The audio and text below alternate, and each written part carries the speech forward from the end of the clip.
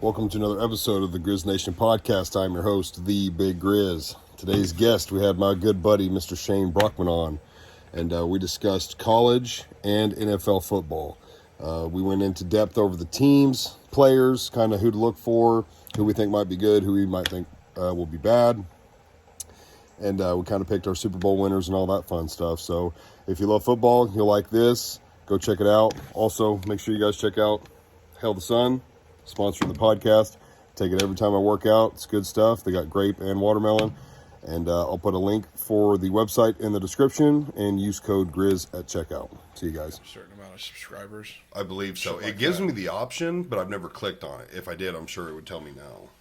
Well, I don't know if they've changed. That's how it used to be. Like, you had to have, 1,000 plus subscribers to. Yeah. I think it, from what I've been told, it still is. I've never clicked the live button because I just wouldn't live stream, but I just looked at it earlier. I never check Spotify because I've only got it pulled up on my iPad, but YouTube is at 64, I want to say. And I'm not sure about Spotify. And then Facebook's like mid 500s. That's good. Which I did an ad on Facebook for like 2 weeks. Probably spent like $40, and it netted me, I would say for sure over 50 followers. Like, it was kind of worth it. I was like, if I ever want to like invest in it, like drop $500 and run an ad for a month, it definitely helps. And my subscribers went up by 10 or 15 off of those 50 plus Facebook followers. I did that for TikTok for a day. Boosted just it to ad. get more views. Yeah. And I went from 200 to 300 views to 3,000 for one video. I was like, It does work, fuck. assuming they're telling you the truth. And like, not all the people following you are bots or something. I'm going to pull up the NFL teams. How many college teams do we want to get into? Okay, this is good. I like this. There's 122, 125, something like that. I think we can cover all those. Take your pick. Fucking feedback, man. I don't know why it keeps doing this. It was yours, okay. All right, let's talk some football. Probably your cords. Yeah, something right in the connection. You never hear it through there, but I can hear it in my headphones. Let's look at the standings. Here we go. We'll start. I talked to Dad this morning. Said, hey, I'm fixing to go do a podcast. And we're doing football.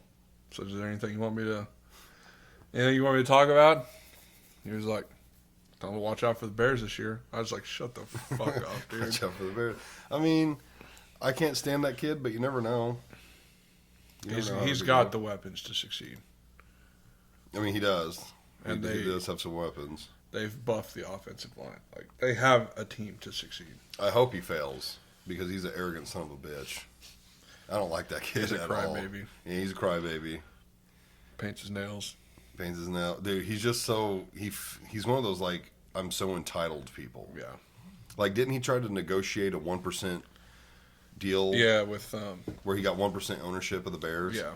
And it's like, bro, you don't even know anything. You can't do that. You can't own a team while you're playing professional sports. It's ridiculous. Or you can't own a team like you're involved with. So, like, Mahomes is part owner of a baseball team, but that's because it's baseball. That also means he can never play MLB. His dad got indicted again. I don't know if you've seen that, yeah. No? For his third DUI. Nuh-uh. Yeah, I didn't know if you've seen that. I'm looking it up. Oh, this guy. Pleads guilty to DWI charge in Texas. His third? Yeah. Bro, get a driver. Your son is damn near a billionaire. What's funny is I've seen some of the comments because I think I seen it on Twitter. And some of the comments was like, dude, his family is so fucked up that like he just takes out all of his aggression on the field. Dude, he's got a lot of drama to deal with. You don't really hear about Brittany or whatever his brother's name Jackson. is. Jackson. You don't hear about him anymore. Well, it's not football season. Even last season, you didn't hear a whole lot. He probably was like, you guys need to shut the I fuck think up, he did. dude. I think him and Reed were probably, and the Chiefs like staff were probably like, this shit's gotta wind down. Huh? His third DUI? I also seen Seriously, though, get a driver. they Your son's a billionaire. they can't do anything with Rice, like because some people are getting suspended for some of the legal stuff they get into. Right. I already heard we let him go. Rice, the receiver, Ross. No, Rice. yeah, he's Wait. still with the Chiefs. I forgot his first name. He was the one that had it was assault charge. Was it Rashid Rice? Assault would have I can't been... remember if it was assault or something. But he's in the middle of legal shit, Yeah. so they can't suspend him until that's done, and the NFL is allowed to do their own investigation. Oh, okay. Let's see. Chiefs. It was either Rice or Ross. Who was involved in the... No, I think Rice is still on the team. That's who Linda has his jersey. Creed. Shout out Creed. Got her that jersey for her birthday or Christmas. Okay, so it's not Rashid Rice. It must have been Ross is the one I can't remember. who was involved in the hit and run. Yeah, I think that's the one.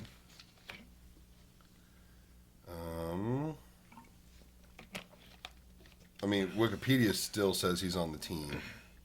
I heard we let him go, but maybe what you're saying is like they can't yet. I seen him. Well, they could let him go, but they don't want to. I think they want to keep him on the team. After all the legal stuff's done, they'll do their own investigation, Right. and go from there. I hope they keep him. He seemed promising. The thing about the Chiefs, we've got so most teams are like fighting to figure out who's their 1 and 2 or trying to get a 1 and 2. We're like trying to figure out who our 5, 6, 7, and 8 are. Like we're like debating on who should be, the backup's backup. So We're that deep. you have Rice, you have now Xavier Worthy, which, bro, he gets hit one time, he's gonna break in half. Worthy. I said that about Devontae Smith, and he's done quite well. Yeah. You know, He also He's a lot smaller. put on a little bit of muscle too. Devontae. Yeah. Not enough. Well, yeah. Not enough. That's why they probably send him on the deep routes, because he Dude, get hit by a safety or cornerback and be fine. He gets cut across the middle by a linebacker.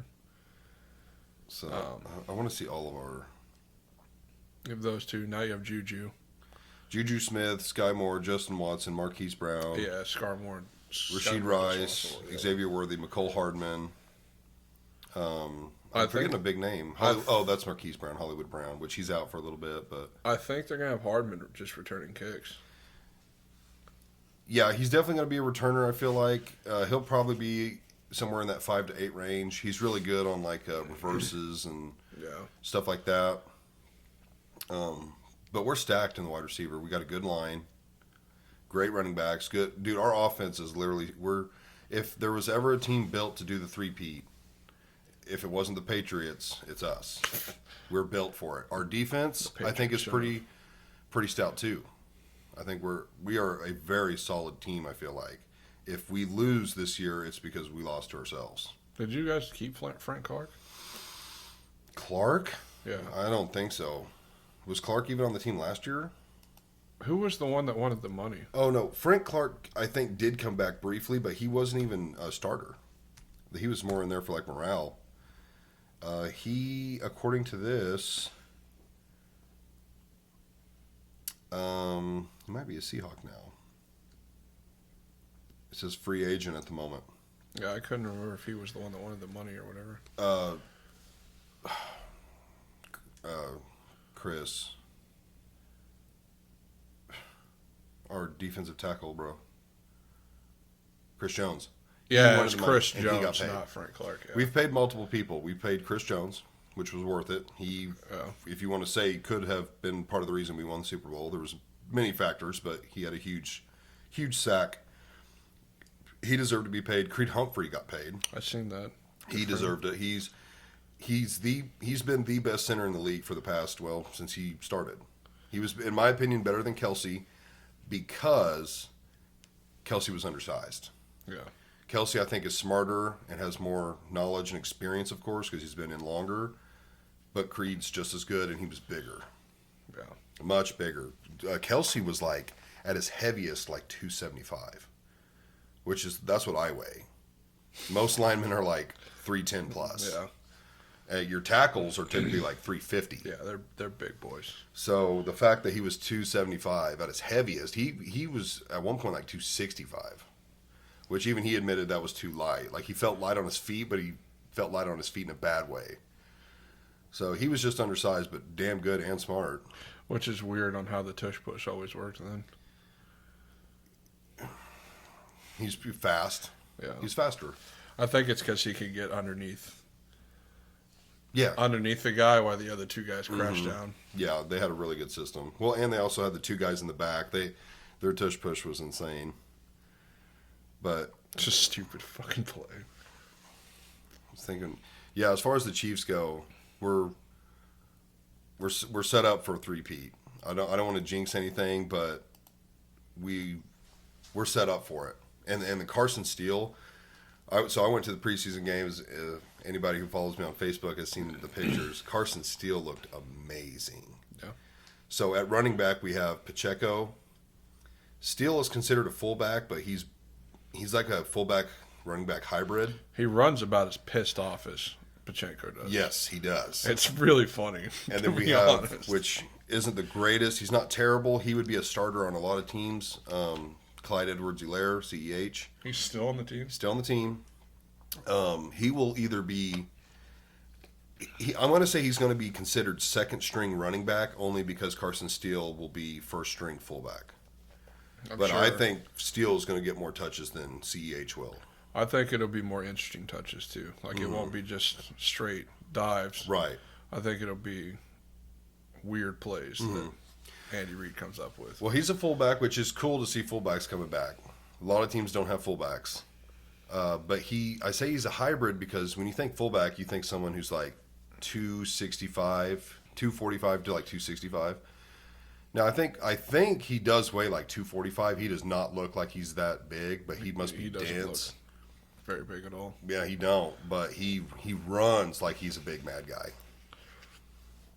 But he's also quick, which is kind of what makes him that hybrid. Yeah. But it's going to be interesting to see those two run. Imagine we have an amazing run game. So, like, if the pass ain't working, just run it. And then once the defense is committing to kind of stopping the run, you got Hollywood Brown running down the field wide open, you know. We have Travis Kelce.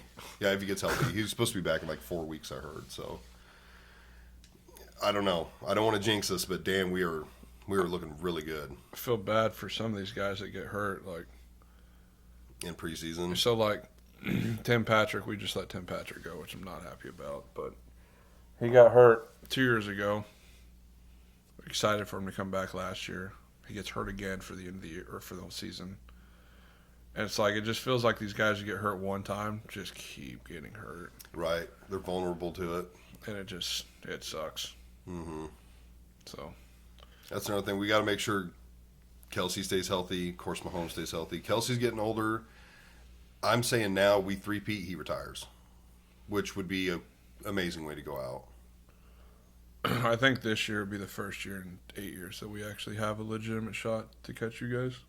Broncos? Yeah, just judging by Bo Nix's preseason. I was not high on Bo Nix. I was pissed we drafted Bo Nix. Who was your guy? We had Russ.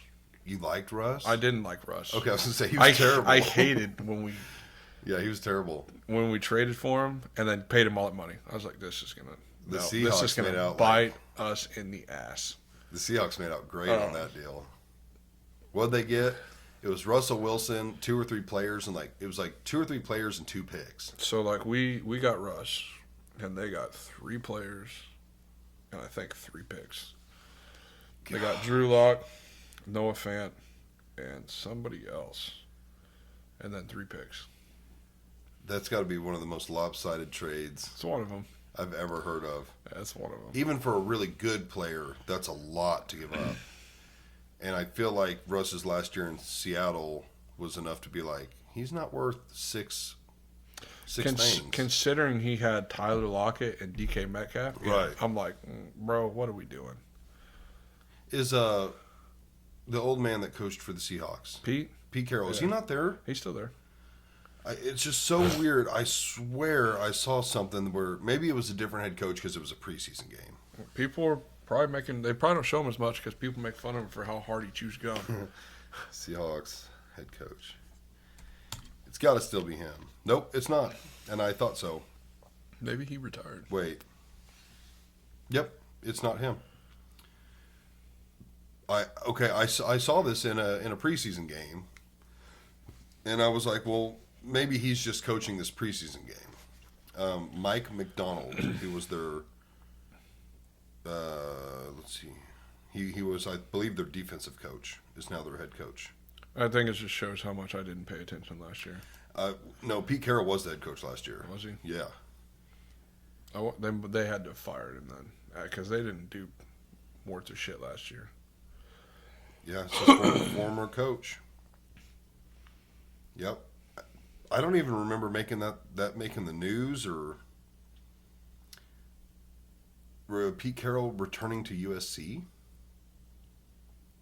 Would he be going to college? I don't know. Yep. Why. Yep. Dude, this is August 26th this year. He's head coach of the Trojans. 4 days ago. He's the head coach. Huh. This did not make big enough news because I didn't hear about it. I'm not scouring the internet for this stuff either, but I thought they had that dude from Oklahoma that was coaching them. I wonder if he got fired then. Must have. He left. I'm really that far out of it. Wow, I'm sorry, Pops. Oh, he's their former coach. USC's former coach. Yeah. I think it said he coached them from 2001 to 2009. He coached them with Reggie Bush, Matt Leiter. Wow, so he left them to go to Seattle. By the way, they should give Reggie Bush his Heisman back. Yeah, what did they take his away for? Because he was given money. Oh, right, yeah. He was given an NIL deal before they were NIL deals. Right, back when it was like illegal. Yeah. Huh. Okay, so Pete Carroll is now at the Trojans. He'll probably do pretty good there. Yeah, he'll be fine. He should have won 2 Super Bowls, but I don't know if that was his call or his offensive coordinator's call to throw the ball, but that was maybe the dumbest play I've ever seen when you had Marshawn Lynch in the backfield. If anyone don't know, they lost to the Patriots, so Tom Brady should really only have 6. But Pete Carroll on the 1-yard line decided to throw the ball when they had possibly the strongest, fastest running back at the time, Marshawn Lynch, the beast, in the backfield. And it was intercepted, and the game was over. Have you ever heard him talk about that? Marshawn Lynch talk about that? Yes. He got the play call. Yeah, he laughed at him. After he found it so amusing that losing a Super Bowl, he would walk up to the coach and laugh in his face for that play call. That play still makes me mad. There was still like 25, 30 seconds. You had 2-3 plays. Right. It makes 0 sense. And 0 cents. 0 cents. I mean, if you've seen the clip and it cuts to Brady, you could see the total shock in Brady's face that for multiple reasons. One, they won, but mainly that they threw the ball. Yeah. I mean, he literally like grabs his head, makes the O face, and starts jumping up and down, like looking around like what just happened. Yeah. Ridiculous. Any football fan knows that play. They know it's an iconic play. Ridiculous. All right, so we've covered a couple of. Let's start with college. Let's just go over the ranked teams because there's still 25 of them, and I'm not the biggest expert. I don't have a huge fan club for any team except we're in Missouri, so I'm kind of a Mizzou fan. I didn't really start following them until last year. I would say I'm mainly an Ohio State fan. I've always liked them since I was a kid. Disgusting. But I kind of follow the big teams, honestly, because I'm not too invested. I follow Ohio State, Oregon, Alabama, and that's about it. Now, I follow other teams like LSU, Texas a little when they're doing good. They haven't been good in years, so I haven't kept up with them. I kind of watch some Oklahoma, but Texas has got. They're ranked number 4. Is it? It's Eli and Peyton's other brother's son. Yep. That plays for Archie. Arch. Arch Manning. But Arch is the boy. I can't remember his dad's name. Yeah. Manning brothers. I can't either, damn it. I Peyton normally Eli know something it. else, and then Dad is also Archie Manning. Dad, yeah, Grandpa is Arch Cooper. Yeah. Dad is Archie. And then Archie had Cooper, Peyton, and Eli. Eli and Peyton played pro. Cooper did not because of an injury, but he would have played pro. I believe he got in a motorcycle accident. Or That something sounds to that right. effect. He would have went pro. But he wasn't a quarterback either. He was a. Oh, I thought he was. I want to say I think he was wide receiver Let me look at this real quick. in high school anyway. I could be wrong, but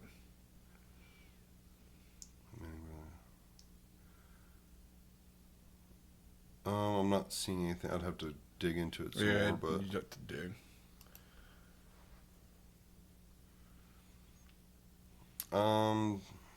no. According to this, it said he had spinal stenosis, and that is why he quit playing.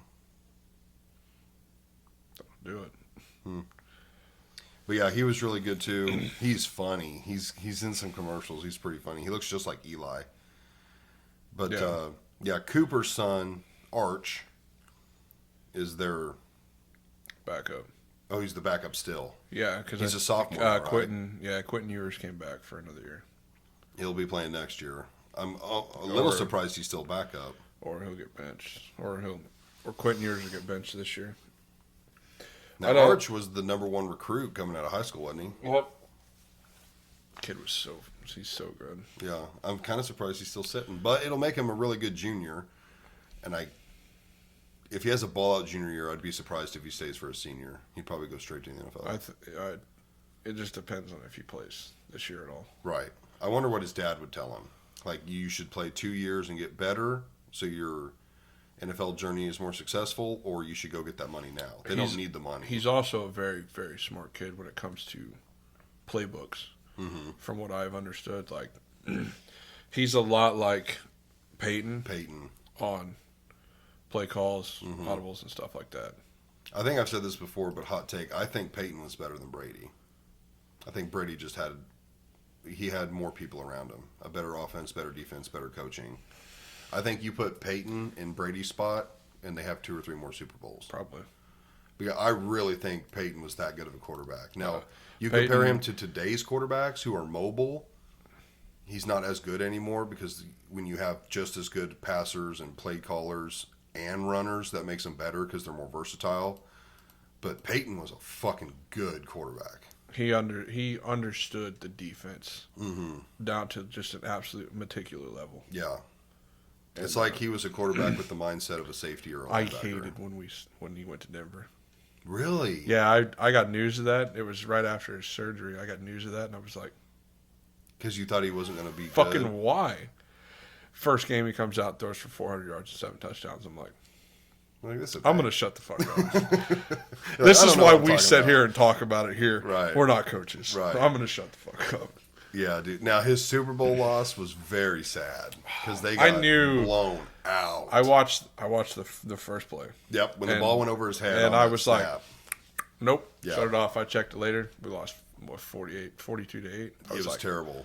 Yeah, I figured that was going to happen. When the ball went over his head, I was like, this stage was too big for them boys. Not Peyton, but for the team. Yeah, the team was young.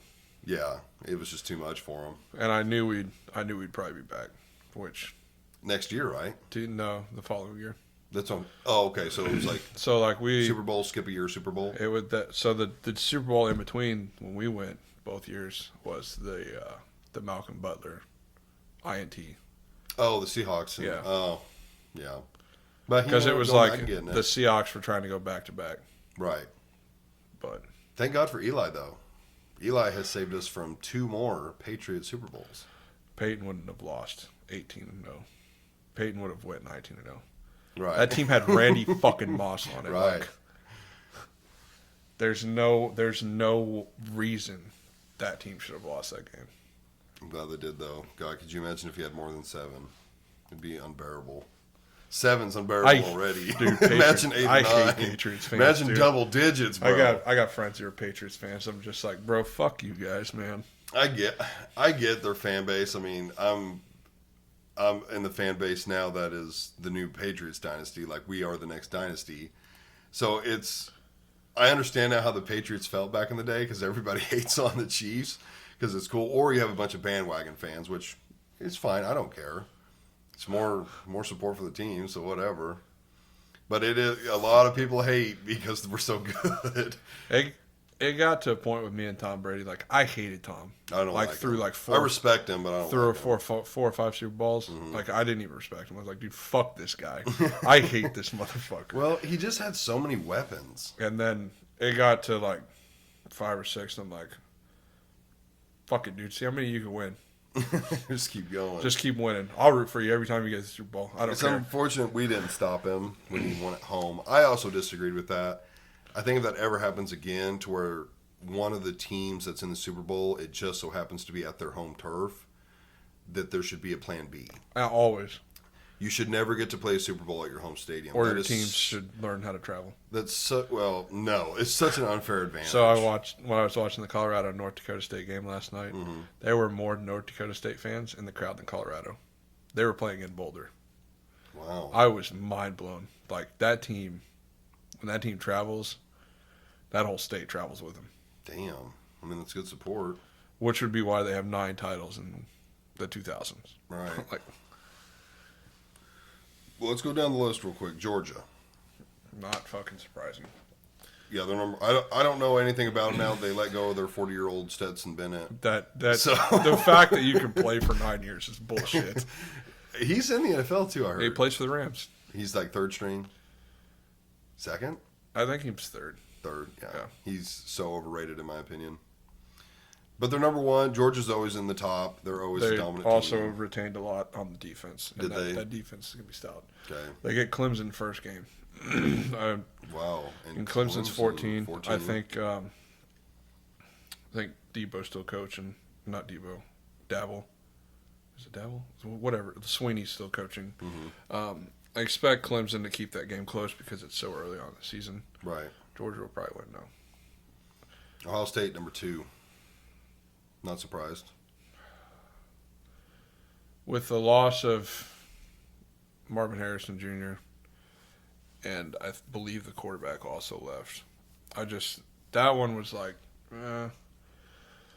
because like Washington made the national title game last year, not even ranked this year. But Did they they lose a lost. lot? They lost a lot of players, and their head coach went to Alabama. That'll do it. I'll do it real quick. Oregon number 3. They always flop. They playing in the Big Ten. They will probably run the Big Ten. But They- when it comes to playoffs and They spots, they will probably beat Ohio State in the Big Ten title game. see, they'll make top 12 and they'll make it. You think? Absolutely. Yeah. Texas number 4. It's going to rely on Quentin. Right. Depends on how well Quentin Ewers can play this year. I'm assuming Worthy was their guy. He was. They got another kid though Pretty good. that I think had more catches and yards than Worthy did last year. Of course, Worthy could have been double covered. You never. Yeah. I don't know, but that's promising for him. But Brandon they- will love to hear that. They also are playing in the SEC this year, so The big boys. it's going to be. And I believe they do play Georgia. SEC's tough, bro. Everyone wanted to go to it, and it's absolutely loaded. There's 16 teams in the SEC now. What did it I start think out at? 12 and 10. 12, 10 yeah. or 12. It's loaded, but that's where the money's at. The money's in the SEC. Did I just say Alabama at 5? Okay. Not surprised. Yeah, they're at 5. Not surprised either. It's just so. Me and the wife talk about Alabama football. Obviously, she's from there. Her family's there. Like, it's the only thing I can't stand. Dude. When football season rolls around, I have to hear about Alabama. Right, roll tide. I baby. don't keep up with football like that, like Alabama football that much, Right. and I hate Alabama. They're like the Patriots, dude. I 'Cause they were respect always them. win. So like the last couple of years have been down years for them, Right, down. but they years. lose two games, Right, and that's a down it. year, yeah. And I'm just like, I hate you guys as fans. Who You're was the their worst. coach? Nick Saban. Nick Saban, yeah. So I mean, they'll probably they're gonna finish first or second in the SEC. Just think so? it really just depends on Georgia, obviously, Right. because that's the talent that team always has. Who's Ohio State with? Big Ten? Yeah. Yeah. I'm surprised they haven't. I guess they like running the Big Ten. Well, Ohio State, Michigan, Penn State, now Oregon. And Oregon, I like Oregon, but they always flop. I love their uniforms. I do too. But I'm They got some a sick huge. I uniforms. love green. Them having the owner, CEO, inventor, whatever of Nike, so clutch for them. Yeah. They have sick uniforms. They have always had good Nike uniforms takes since damn good care of them. Yeah, they are definitely the best looking team out there as far as the Roll look. Tide for mine. Ole Miss My number family 6 They're gonna flop. seems a little high. They always flop. Yeah, I was surprised to see them that high. Notre Dame number 7. Dude, They tend to flop a anytime lot. Notre Dame gets ranked high, I'm like, why? They always flop. They haven't been good in years. I think they had one decent year. They're but good, and then they get to the playoffs and just Joke. get rammed. Yeah. Every time. Yeah, I don't know about that one. Penn State 8 is over Michigan at 9. Michigan lost, like, I want to say 18 to 20 players. I'm kind of surprised Michigan's at 9 then, and not lower. Well, like, their backups are also really good. So Blake Corum. And they lost their coach. Yeah, Jim Harbaugh left. Yep. Blake Corum was their starting running back. They won the national title. So, like, obviously Right. you got to keep them in the top 10. Right. So they squeak them in at 9. Yeah, so, like, their second, I can't remember their secondary kid's name, their second guy at running back, but I'd be on the lookout for that kid to possibly win Heisman because he's very good as well. Now, Jim, where did he go back to? Ravens? Where did Jim go? No, John coaches Oh, yeah, that's right. John. the Ravens. Jim went back to 49ers? No. because Kyle Shanahan's Kyle still Shanahan. Jim Harbaugh. Where did he end there. up San at? Diego. Well, not San Diego. It's Los Angeles now. The Oh, Chargers. that's right. He's out there with Justin Herbert, That's right. which they probably won't win more than 5 games. Yep, that's right. He went to Chargers. He used to coach the 49ers, Yeah. but he also left Michigan to go to the 49ers, left the 49ers and got paid and went back to Michigan. And then he left Michigan and just went to the Chargers. He did what he wanted to do. He wanted to win a title at his home, his Right. alma mater. Yeah. Well, good for him. So, yeah, now he's at the Chargers. Michigan, new head coach, lost a bunch of guys. Kind of surprised they're not lower, but like you said, returning champs. Florida State's at 10. I feel like they've choked for Lost. many years. They lost already this year.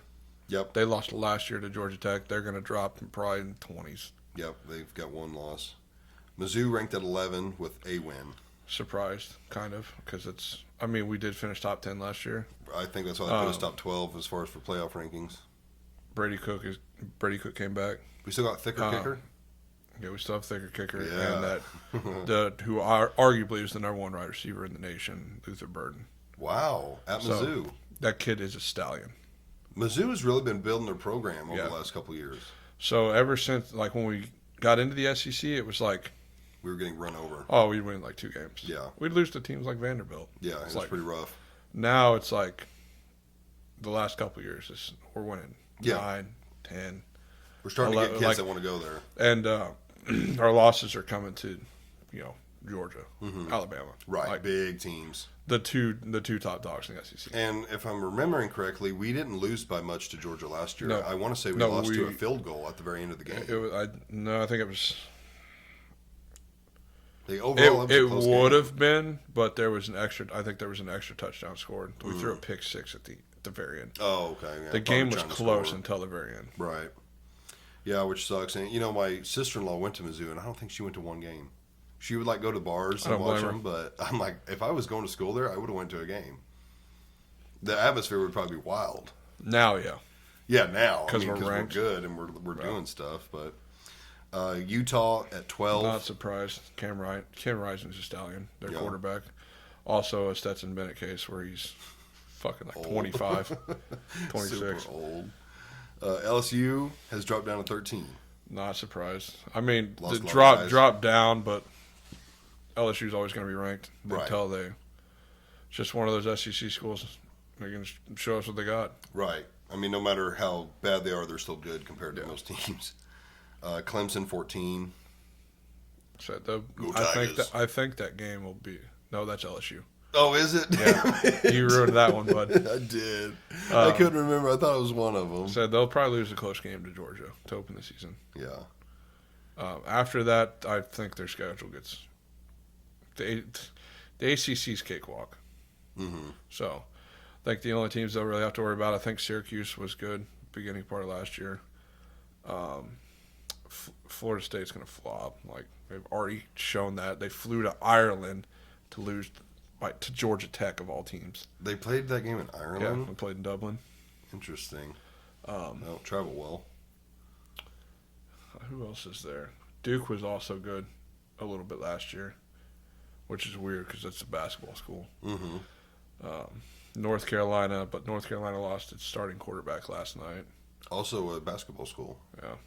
So, like, it's good, but it's Clemson's division to lose. Right. Tennessee at 15. Not surprised. They were good last year. Mm-hmm.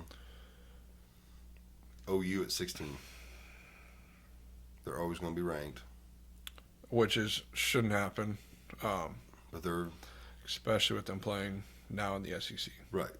There's no reason for that team to be ranked until they win some games. Really think so? Yep. I'm not a big fan of them. I don't really have a lot of stake in them, but I'm a big Baker Mayfield fan. So, like, I kind of follow him just because he went there, but I don't... Of course, if we play them, I'm obviously rooting for Mizzou over Oklahoma.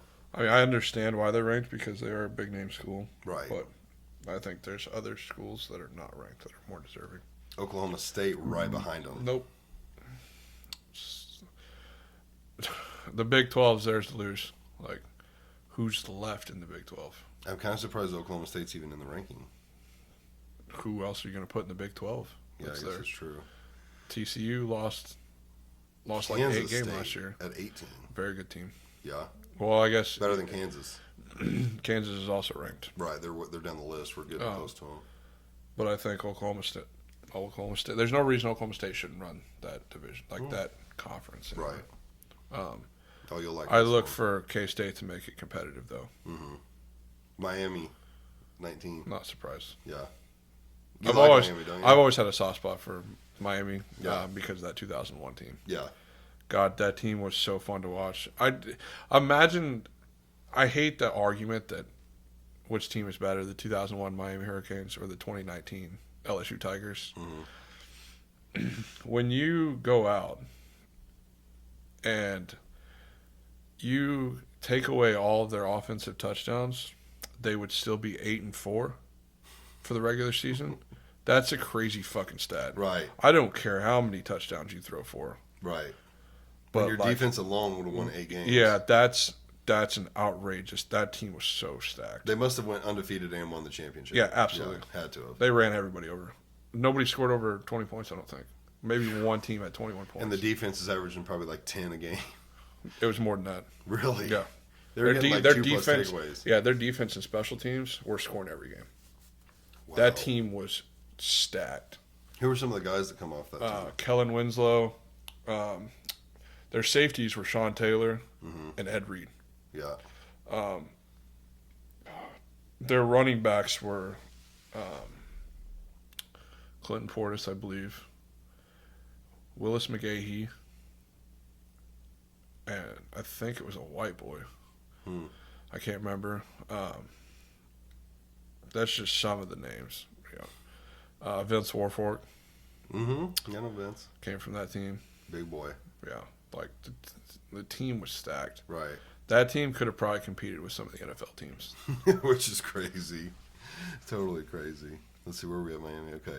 Texas A&M at 20. You're just throwing in teams at this point. Right. The last handful. Arizona 21. So that's an interesting school for me because they, again, no longer in the Pac-12, which Pac-12 only has 2 teams technically still in it. The Oregon State and I believe Washington State, if I'm not mistaken. How do you have that with only 2 teams? Well, they're going to try, they were trying to keep everybody there. Those 2 teams were.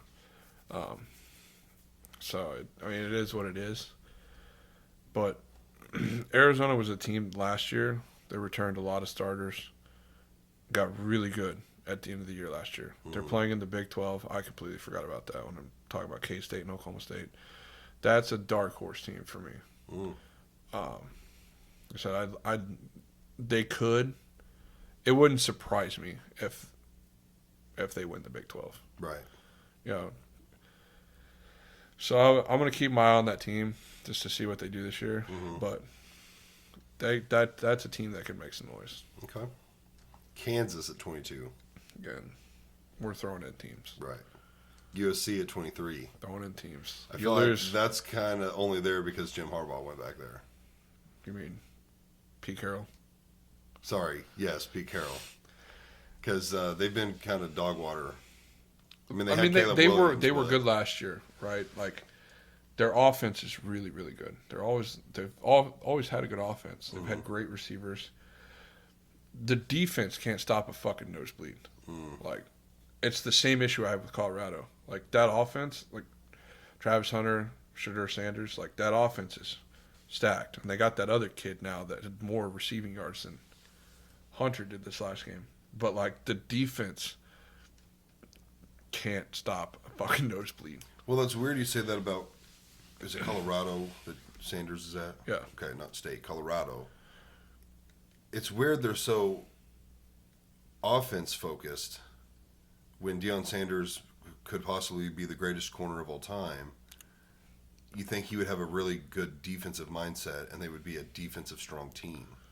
Now, I get him wanting his boy to be a quarterback. That's where the money's at and the fame and the glory. If you think about it, how many teams are running the ball now? Like, how many teams are just putting up points nonstop? Right. It's an offensive game nowadays. Like, but they've taken that away from the defense. It's just, I think it's the same thing why they're not running the ball. Like, just let them throw it. You have the weapons, like, just throw the ball. Right. Which I'm proud of the kid for. He made a throw last night on the 70-yard touchdown pass. Mm-hmm. Normally, he would almost take the sack, or he would try to scramble. Mm-hmm. He's gotten a lot better at just staying in the pocket or stepping up in the pocket. That play he made last night, I was like, okay, this kid might do something special this year. Because he got basically just crowded him. And the dude's got hands on him. He just stepped up in the pocket and delivered that fucking ball for 70 yards for touchdown. I was like, please keep doing this year. Yeah. Well, you're saying that about the passing game, and it is a passing game now. I think in the next, 5 years, running backs are going to start becoming more dominant, and they're going to start playing a bigger role again. Because when defenses are playing the pass because offenses are passing most of the time, and you start sneaking in runs occasionally just because you kind of have to and should, I think running backs are going to start shining again. Well, you think about the NFL. Can you name 5 running backs? I could. That, you think would honestly rush for 1,500 yards, 1,000 yards? Okay, 1,000 would be tough. 1,500 would be tougher. That would be really tough. I don't even know if anyone would do that just because they don't run enough. But obviously, Christian McCaffrey's in there. Would he run for 1,000 yards though? If they ran more, yeah. But he's catching, and he can stay healthy. He's catching 7-8 balls out of the backfield every game. That's I love CMC. He's one of my favorite players just because Ed Reed. Ed Reed's a Bronco. Will always be a Bronco. But he runs the ball 10, 12 times a game. He catches the ball out of the backfield 7 to 10 times a game. Right. So, he may have 80 yards on the ground. Right. He's probably got 120 through the air. Right. But that makes him more versatile. Which, again, we're talking about literally the best back in the league. Right. That's the best. There's a handful more. I mean, unfortunately, Barkley just can't stay healthy. Yeah, he's playing for the Eagles now. Which is a good thing for him, I think. I think it's going to be... With all the receiving weapons? I think it'll be good for his run game. When he does get touches. Because he doesn't catch the ball at the backfield very often. Well, see, that was our problem with Pacheco. He wasn't a great catching back. But I spoke with Thomas about it, and he's lost 10 to 15 pounds, and they've been working on it. So I think that's another weapon we've added. Because Pacheco wasn't known, for him to go out on I can't think of what that route's called, but where he just kind of goes out to the side. Yeah. And Pacheco wasn't known for that. It's just basically a check. Neither was CEH. CEH definitely ain't known for that. Steele, I don't know. He's probably not going to be known for that either, but they've been working on it with Pacheco. So I think if Saquon can stay healthy, he rushes for 1,500 yards. He's the best running back, actual running back in the league. Right.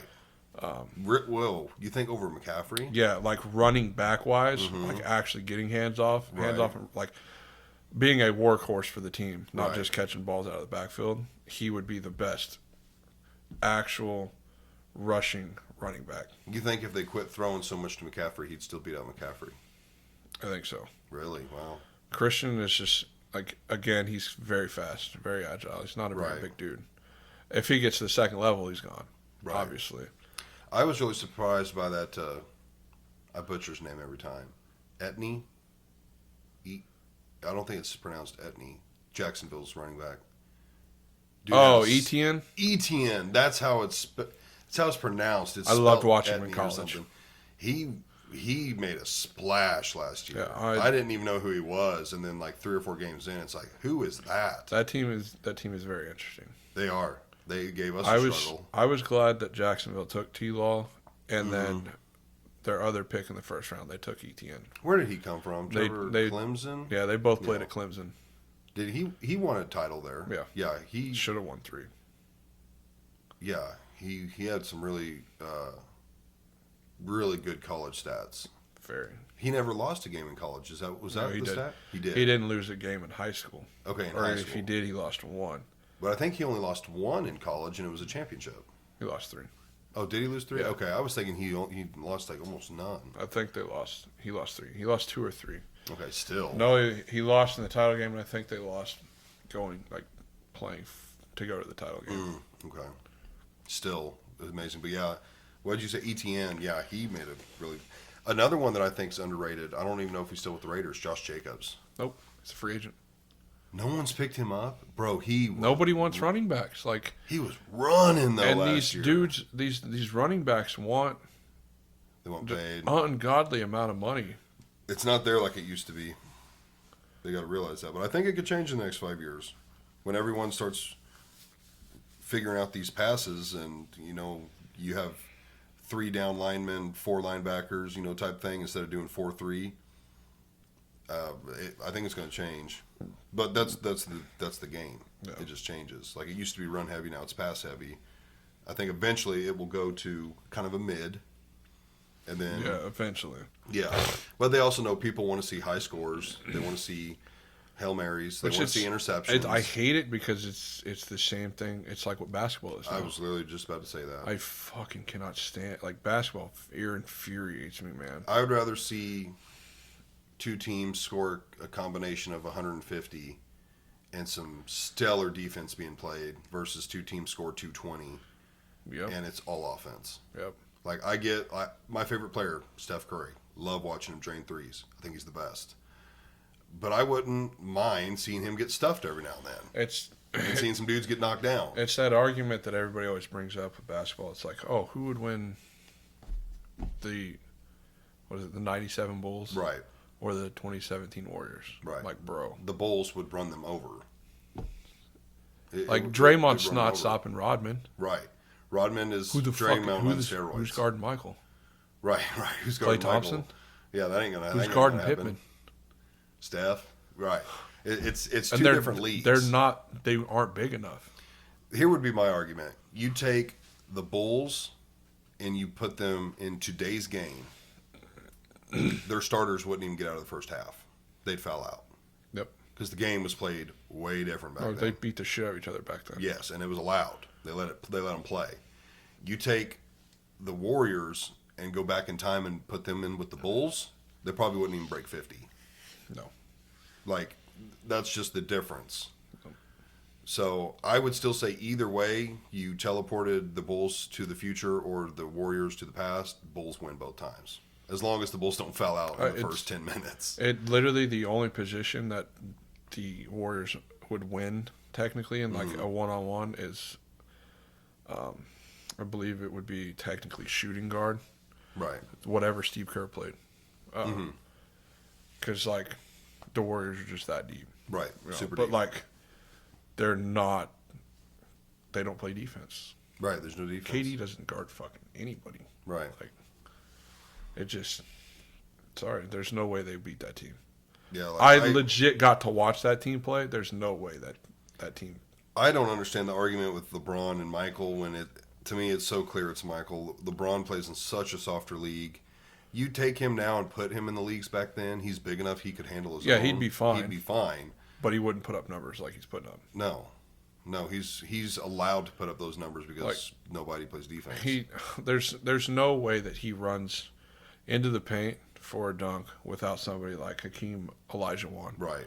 Just Clothesline. Yeah, like just elbowing the fuck and out. Not being called a penalty. Yeah. Or even if it is, like it's not a flagrant. Right. He's not going to get kicked out for Right. it. And he's going to think about it next time. Yeah, you're like, not going to come. You're it. not going to come in again. Right. I guarantee it. You're going to catch an elbow. I'm going right to to the fucking mouth. hit you right in the face every time. Like.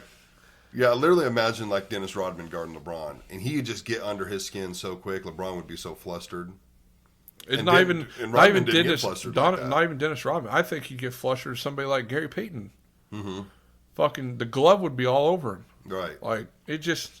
It was a different game back then. Oh yeah, No absolutely. doubt. I think the shooters nowadays are better overall. You still had guys like Larry Bird, God, dude. who might still be the greatest 3-point shooter of all time. Larry Bird is one of my favorite trash talkers of Dude, all maybe the best. time, dude. Like he would walk by benches for the opposing team and be like, I feel like 40 tonight. Yeah. Score 40 in 3 quarters and then check himself out. And then check himself out, yeah. I'm like, bro, this dude is a fucking madman. He's a madman. I just saw some clips of him.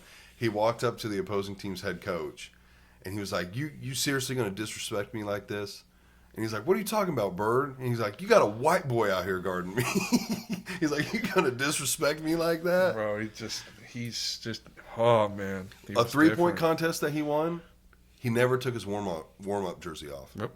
He kept it on the whole time, Yep. and he won Dude, the it's just contest. a different animal, dude. Yeah, and before he won that contest, he was talking with some of the coaches that were there, and they noticed he was like just looking around, watching people, and they're like, "Bird, what are you doing? What are you thinking about?" And he's like, "I'm just thinking about who's going to come in second." I mean, straight killer, bro. Yeah. Hey, like, so I want to watch that. They have that documentary, that movie about him. But, like, he used to show up in to the gym to play, like, pickup games in fucking jeans and work boots. It doesn't surprise me. Like, this dude, man, like, why do people not trash talk like this? Mm-hmm. He was a different dude. Tell me you've seen The Last Dance. No. I don't. I've watched it, I think, 3 times. I don't need to watch it. Like, It's good. I just know. Yeah. Like, already. If anything, it's the Dennis stuff that they dive into, and the Scottie Pippen stuff is really good. Everyone knows the Jordan stuff, Yeah. but the Rodman details, because there's like a whole pure episode of just Rodman, and I'm then of not course surprised. a lot of them involve Rodman and Pippen. But it's such a good documentary. I'm not surprised. I remember when Mike asked, what was the coach's name? Oh, Is it Pat Riley? no, No, it's not Pat Riley. Jordan Oh my god. coach. I'm spacing. I know I should know it. Nope, that's definitely not it. Who's Jordan's head coach? Phil Jackson. Phil Gosh. Jackson. Yeah. Yeah. He asked Phil before they went and got Rodman, because about can you coach him? Right. Good. We need the 20 rebounds. Right. Dude can't shoot to save his life, Yeah. but goddamn, he'll go up and get the ball. Yeah. Every time.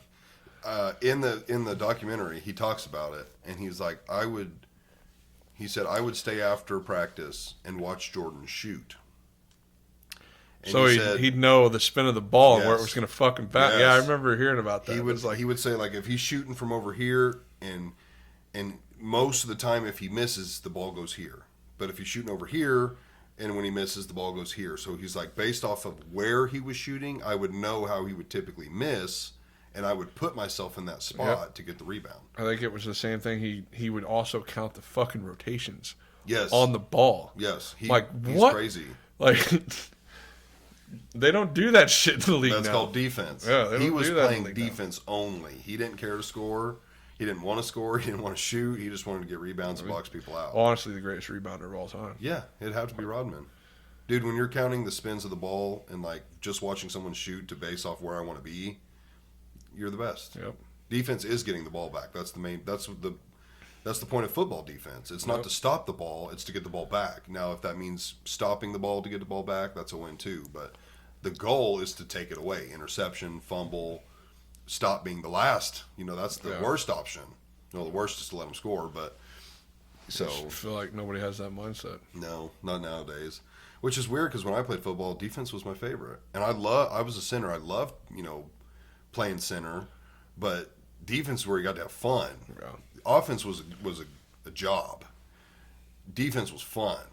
Yeah, because you didn't in high school. You really didn't have plays per se. Right. You're on offense. You're on the line. You got to worry about pulling. You got Right. to worry about blocking the right guy. This and that. Defense is like just Get the ball. Go get the fucking right. Go get the ball. You would have assignments and stuff, and sometimes you're supposed to stay home and this and that. But the name of the game was get the ball. Yeah. You get to go hit somebody. Wow. That was the fun part. We got two teams to finish it out real quick. NC State. I'm shocked to see them at 24. No, I'm not. They were good towards the end of Okay. last year. I think they'd also probably retain starters. Okay. And then Iowa at 25.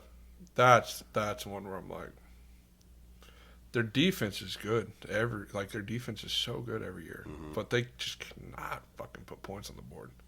Not known for their offense. They haven't been over the last couple of years. Now, NC State and Kansas, and then Utah and Mizzou are Already all ranked teams that have played and won. Yeah, The only other ranked team that's played was Florida State, and they lost. but those four also play teams that. I'm just going to go through the divisions real quick, just the top one. AAC. Let me pee right quick. All right, I'll go through this real quick, even though I don't know a whole lot about them. AAC Tulane, number 1. That team will probably win that conference. Okay, he says they're going to win. Okay, ACC, this looks more interesting to me. There's a lot of teams I know in here. Georgia Tech's at number 1. I would say them or Clemson. Big 12. I think there's a lot of teams. Damn, there's a lot of good teams in the Big 12. I don't know what this one means. B1G. I don't know, but Michigan's in it. Michigan State, Ohio State, Oregon. I guess I need to ask him when he gets back. No, there's SEC. Okay, I'm going to go over it with you. I covered the Big 12 and the AAC. B1G, what's that? Big 10? B1G, yeah, that's the Big Ten. Okay, they just didn't fully spell it out. They don't anymore. They swapped the. I mean, they've got teams ranked weird, like Illinois and Rutgers. This must not be a ranking because they're Illinois, Rutgers, Indiana are the top 3. But there's teams that have played and won. Indiana's ranked 3 and they haven't played. Oh, then they don't have it, so it's not ranked Right. per se. Okay. It's not in that either.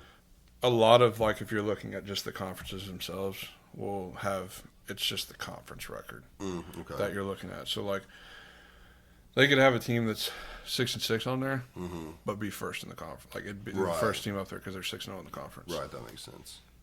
Well, you got Oregon, Ohio State, SEC. Did I say Michigan, Michigan State? Like they're going to run that. Conference USA, don't know those teams. FBS, Conference USA would be. Notre Dame will run the FBS. There's 4 teams there. Is There's there 3. not 3? 3. MAC. Boise State. No. Boise State's the Mountain West. Toledo, Ohio. Probably Toledo or Bowling. I don't know any of the. I know those teams, but they're all dog water. Pac-12, 2 teams. SEC, that's the main one. That's the big one. So you're looking at Georgia and Alabama at the top 2, and then Yeah, they're not ranked. Yeah, there's Alabama, Georgia. Missouri would be 3rd. I would say so. Out of that list, I think Missouri actually plays Alabama this year, not Georgia. I wouldn't mind going and seeing a Mizzou game or an Arkansas game. Arkansas is like hour and a half, hour 45. Not even. Yeah, it's pretty close from here. I kind of miss when my parents lived down there. I wouldn't mind going. I've been by their stadium multiple times when I go to BBB. Yeah, I wouldn't mind going to that. So that kind of covers college ball. Yeah. Now we can dive into some NFL. we've got all the teams pulled up. We'll just start NFC. We'll do NFC first, and then we'll pick a winner for the NFC. Cardinals. They still got Kyler Murray. Kyler Murray. No, They don't have him. No, they still have him. Oh, okay. But no, they won't do anything. Yeah, they won't do nothing. Falcons, I believe, have your That boy. that team is going to be interesting. I think that team has a good possibility of winning the NFC South. They've got who they get? Kirk Cousins. Kirk Cousins. And they have the weapons around him. Interesting. It's really going to fall in the coaching. I think they would have been good last year, but fucking that coaching was horrendous. They haven't made a splash since Matt Ryan. Wow. So I think they'll win that division. I don't see Carolina doing anything. They're next. They've got to be dog water, right? Still. They just got to put weapons around Bryce Young. Bryce Young, that's right. That's it. who they got. He looks promising, but again, like you said, no weapons. Here's your boys, the Bears, or your dads. I think they have a good chance to finish second. Think so? Division. Or they flop terribly. Yeah, or they flop. Like the It's ceiling one or the is very high, Right. but the floor is also really low. Right, because they could flop terribly. But like Minnesota will probably finish last in that division with. JJ's got to get out of there. He got hurt, so he's not playing this year. Their starter and quarterback will be Sam Darnold. Wait, JJ's not playing at all? Oh, he tore his ACL. Oh my gosh. Yeah, it's like I think it was last week. All right, I've got to think of. I wasn't going to draft him in our fantasy, not first, but now I got to really consider. So that's why I'm like. I made a trade in fantasy too. Are you? If my phone's recording. If I don't know if it went through. Eric sent me 2 trades. He sent a trade. He redid it and sent a second trade, but I didn't like the second one as much as the first, so I resent the first that he offered me. I think he's going to take it. I got his first round pick, so I would pick second and fourth, and he would get my second and fifth round pick. You guys are fucking weird. Well, like just draft the goddamn players and then trade. I was like, well, I never considered doing that, and I was playing with him and Ev last night on 4, and Ev was like, that's really not a bad trade. Like you get to pick really quick. So I was like, yeah, I'll do it. Just to make it interesting. I was like, I didn't even know we could trade picks. Yeah, Max tried to do it last year. I was like, dude, just draft fucking players. If he accepted it, I'm going to do it.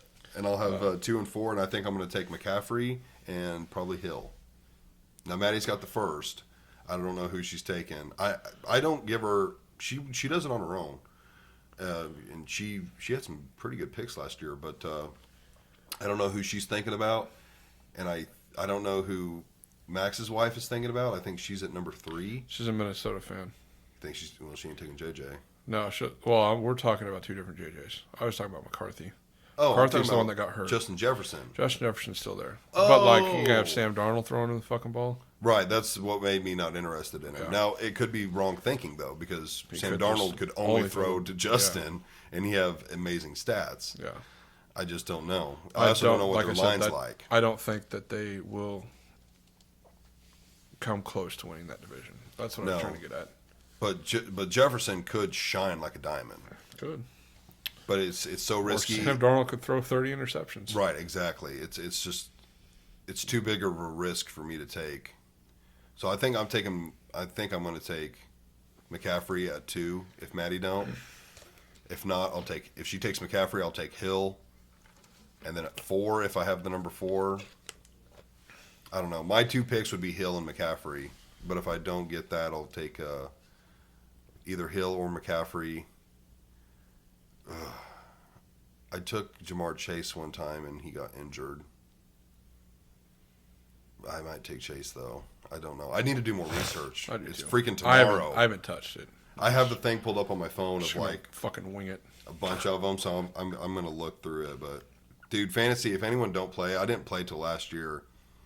Even as big a football fan as I am, and loved it. I said this year, I was like, dude, I'll be in like 5 teams. Of course, we don't have enough for 5 teams, but I remember when I got Dad into it. It's like, Dad, let's try some fantasy football, so fun. And he's like, I don't know what the fuck I'm doing. I was like, I'm gonna teach you. You're gonna do this, and we're gonna draft.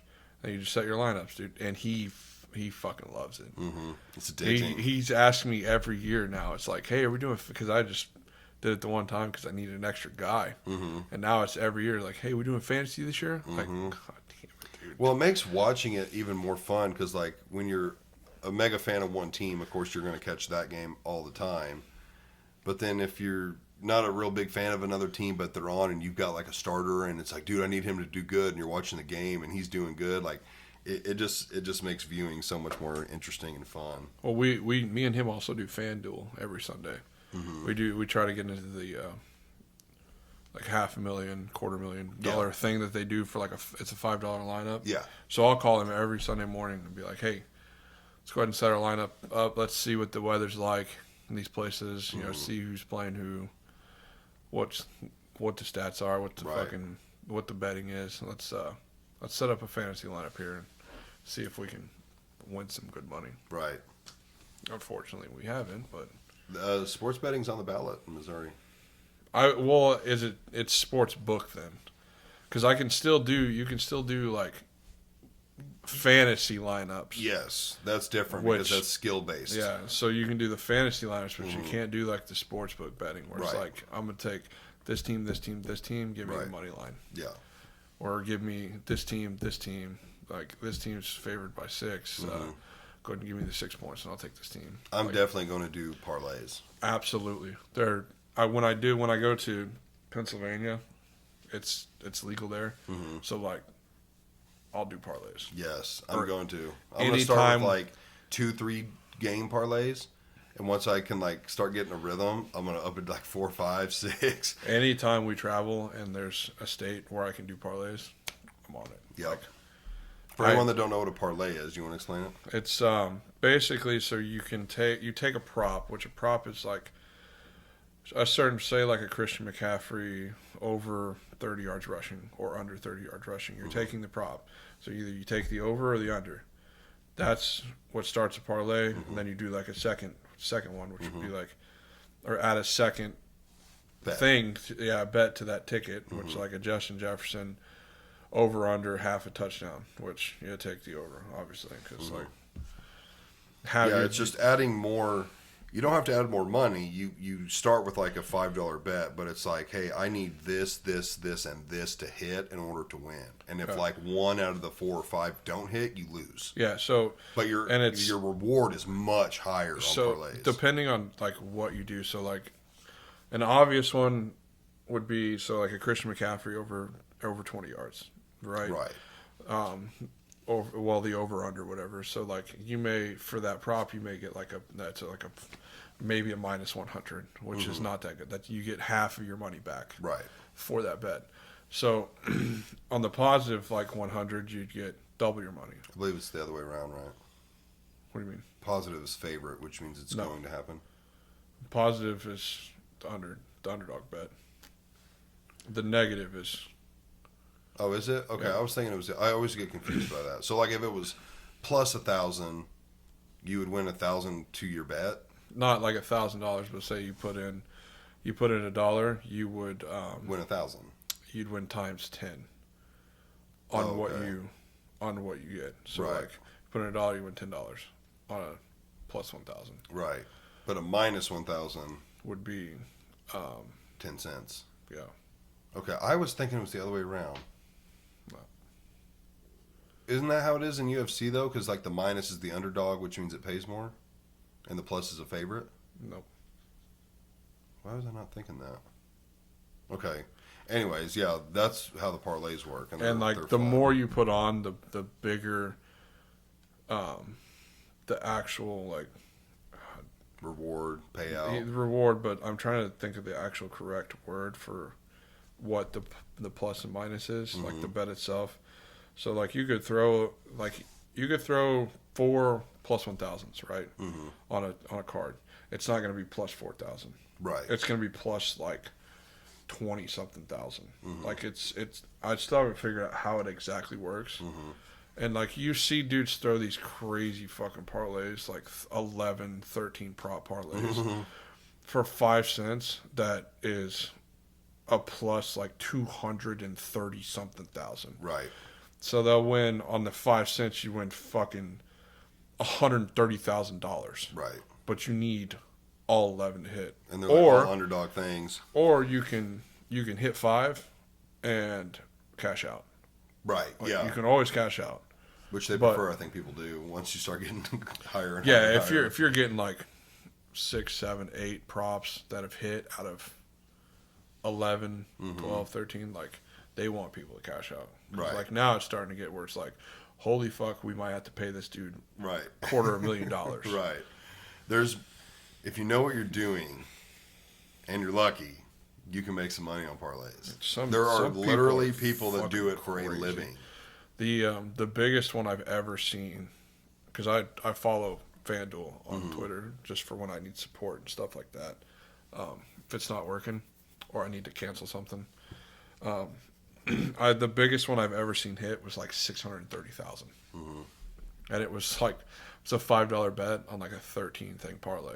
Yeah. And it was like a plus like fucking 700 something thousand. Yeah. Just some outrageous number. They're fun. And you don't have to do, you can do like 2, you can do 3, you can do them small. Yeah. But when they hit, dude, it's cool. I'm sure it's going to pass. And of course, I'm sure Missouri wants it to pass. It'll bring money, but let's get back to this. We got the Cowboys. They always choke. You ever see the meme of the wheel that's like, yes, the cat, like I just every time the Cowboys get brought up, we do good, like, we get our hopes up. We do bad, we lose. Yeah, well, I'm like this is the Cowboys. This has been the Cowboys for 35 years. Yeah, that's what they do. They do have Elliott back, right? Is he going to start? That I don't know, but actually they don't have Tony Pollard anymore. Right, they don't have Pollard. I'm assuming Zeke will start. They didn't really use him much in New England. No, they also had Ramon Stevens. Yeah. Ramon Stevens? But it was cool to see him go back. I like Zeke. I got to see him play in Monette. I did too. In person. Were you there for that? Yeah. Where he ran for like 250 yards, 3 touchdowns. World. Yeah. Yeah, I was there for that. The Lions. They really like their head coach. Bro, I would go to fucking war for Dan Campbell. Dan Campbell. Bro, oh he my can get some people fired up. I would go to war for that guy. Come on, man. You want me to rob a bank? Sure, Dan Campbell. Like, dude. That dude is an absolute electric factory. He has changed the Lions organization. Yeah. They'll win that division. He was talking about biting people's kneecaps off and stuff when he got hired. Like, yeah, everybody thought he was a joke. I was like, fuck yeah, dude. Bite him off. He's crazy. The Packers. They finished 2nd or 3rd. Yeah. Jordan Love, that team is very, very young. They're young. I think as an organization, they're smart. It's hard to say they're not smart when they've had 2 quarterbacks in the last, 30 years. Yeah. Before so they're doing Love. Yeah, before Love. So they're doing something right. I mean, when you went from, Brett Favre to Aaron Rodgers, and there was that much time gap, you're doing something right. Yeah, but how many Super Bowls did they win between? I think only 3. 2. Oh, okay, they each had 1. Yeah, okay. Each had I 1. knew Rodgers only had 1. But how many MVPs are between? A lot of MVPs. I think it's 6. Yeah, a lot of MVPs. Rodgers has 4. They're the only team that is not owned by a person. They're owned by the fans. Yep, owned by the fans. Fun fact for anybody that don't know that. There's 32 teams and 31 owners. Packers being the only one with no owner. And they're probably one of the oldest teams, if not the oldest team. Yeah, they're definitely up there. The Rams. Really like Sean McVay. That's a really interesting team with some of their drafts, some of the drafts they've had. They did draft Blake Corum from Michigan. Kid's an absolute fucking running machine. It really depends on if Cooper and now Puka can stay healthy. Who's their other white boy receiver? I don't remember. Oh, he's a big name. Little guy, blonde hair. Yeah, they have Cooper Kupp. Cooper Kupp, yeah. Oh, is that who you said? Okay. And I said Cooper and Puka. Oh, okay. I missed it. For the division, maybe 2nd. Who's in their division? It's Arizona. No. I'm saying the Niners will win that division. Agreed. So probably 2nd. And then Seattle. No. Yep. They'll take 2nd. Matthew Stafford, I really like him. I think he's a good quarterback. I think he's a good leader. I've always liked Matt. I have too. Yeah, I like Stafford. Dude, he had so much respect for me when I don't know what the hell he did to his shoulder, but he was messed up. His like shoulder came out of pocket. Yeah, and then he still went back in and threw with his He was arm like, I can still throw. He's like, he threw a fucking touchdown. like. threw a touchdown of all things. The Vikings are, I think, in big trouble. Yeah. Big trouble. I don't know what happened with Cousins and why that all happened, but they also have had like 30-something injuries throughout fucking preseason. wow. So like that team is hurt. Their offseason Bad. didn't go very well then. No. A lot of guys sitting on the couch probably. The Saints, do they still have who's their quarterback? Derek Carr. I don't like Carr. I just don't like his face. They still have AK. Who's their utility guy? Alvin Kamara. No, their utility guy, like running back, wide receiver, quarterback. Yeah, it's Alvin Kamara. No, Taysom Hill. Yeah, Taysom Hill. Yeah, I like the kid him. that plays like every position. Yes, Throw that I dude on like the him. defensive line. They had him at quarterback for a few games a year or two ago, Yeah. and he was like their starter. But him at that utility position is really smart, I think. No. They don't have. They have Chris Olave. Which I don't think they'll win that division. It's the NFC South. It's Carolina. It's Atlanta. It's Tampa Bay. Like I said, I look for Atlanta to win that division. I think that division, without knowing a whole lot about the team specifically, I think they're all so mediocre. It's going to be competitive. They've been mediocre, even when Right. Tom Brady was there. Like that division was Yes, division's been mediocre since Cam Newton left the league. but I think that's why it's competitive. They're all on the same. There's not like And you get one good team and three shit teams. Yeah, they're and all you like get, middle of the road. You get first. You're in the playoffs. You can go Right. fucking 7-10, Right. and make the playoffs in that division. Have a losing record. I mean, it is true. Yeah, I don't know. I used to like them when they had Drew Brees, but that's been a few years now. Jameis Winston was weird. He's a weird guy. He's funny. He says some weird, funny shit. Could have eat the W, man. Dude, when that clip, if anyone's never seen it, I get so embarrassed for him and so cringed out. I have to skip it. I can't even watch it. He legit didn't care. Bro, like nobody's picking up what he's dropping down. Like no one's cheering, getting loud. It's just him talking. Yeah, and he's a Fruit Loop. it really cringes me out, but he's very funny. He's different. The Giants, I feel like they have fallen apart. Why are we paying Daniel Jones that money? Like, He's not good. What the Who do fuck? they have? Barkley's gone. I don't know the running back situation. They Don't have. either. Who was the receivers? Because I feel like haven't had a stud since I think Odell. they still have Slayton. They drafted that kid from Tennessee. That's really, really good. Bigger guy. I still don't look for him to do anything. They Jones have, ain't the answer. they have one other guy. Yeah, no. Yeah, they're not going to do good.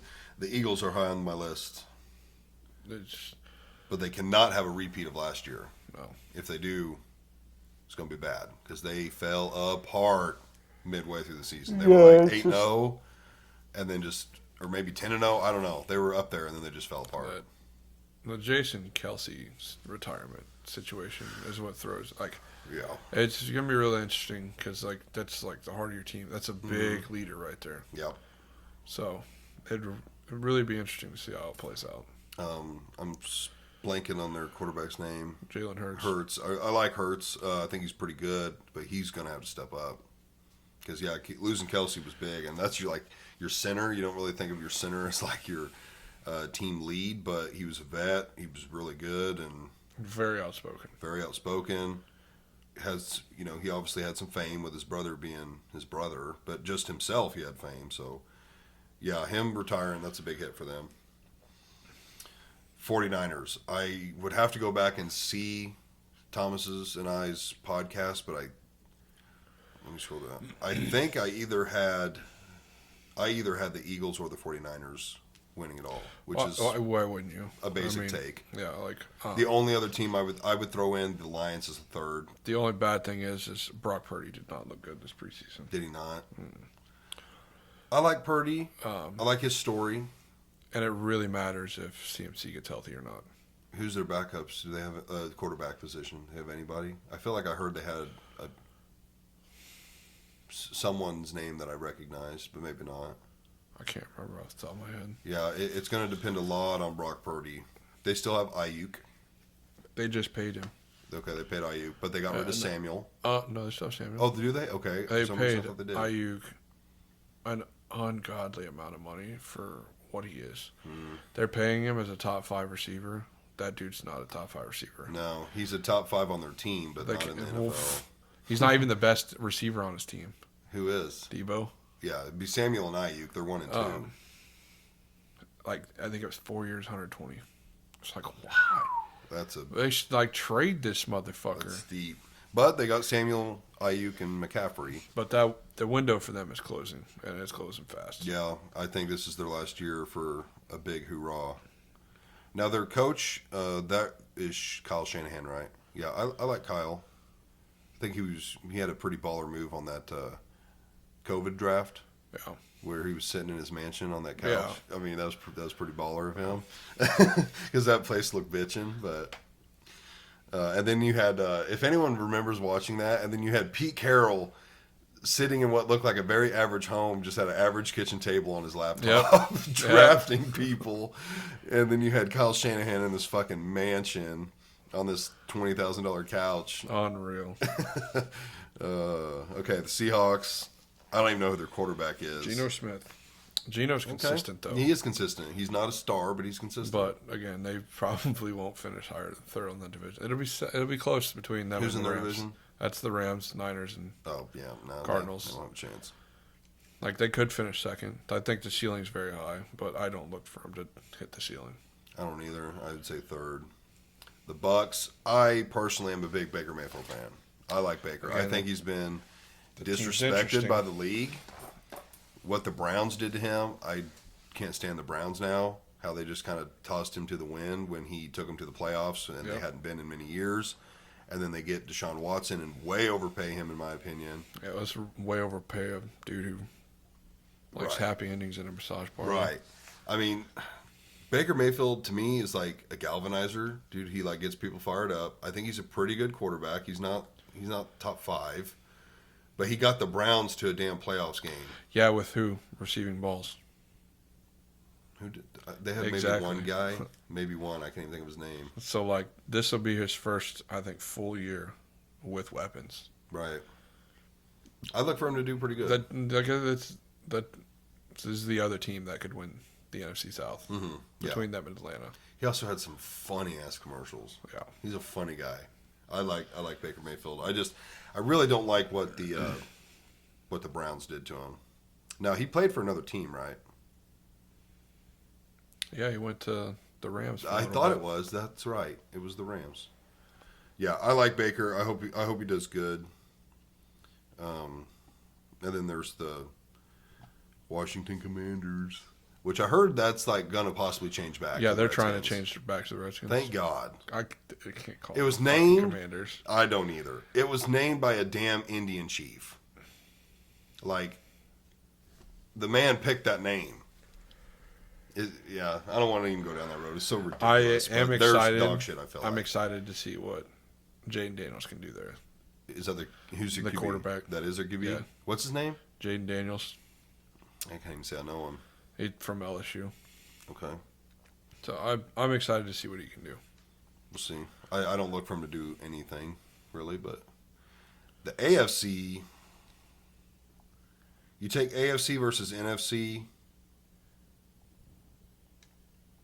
I think the AFC is always better, but it's not, okay, just based off the first 3 teams, it's more lopsided.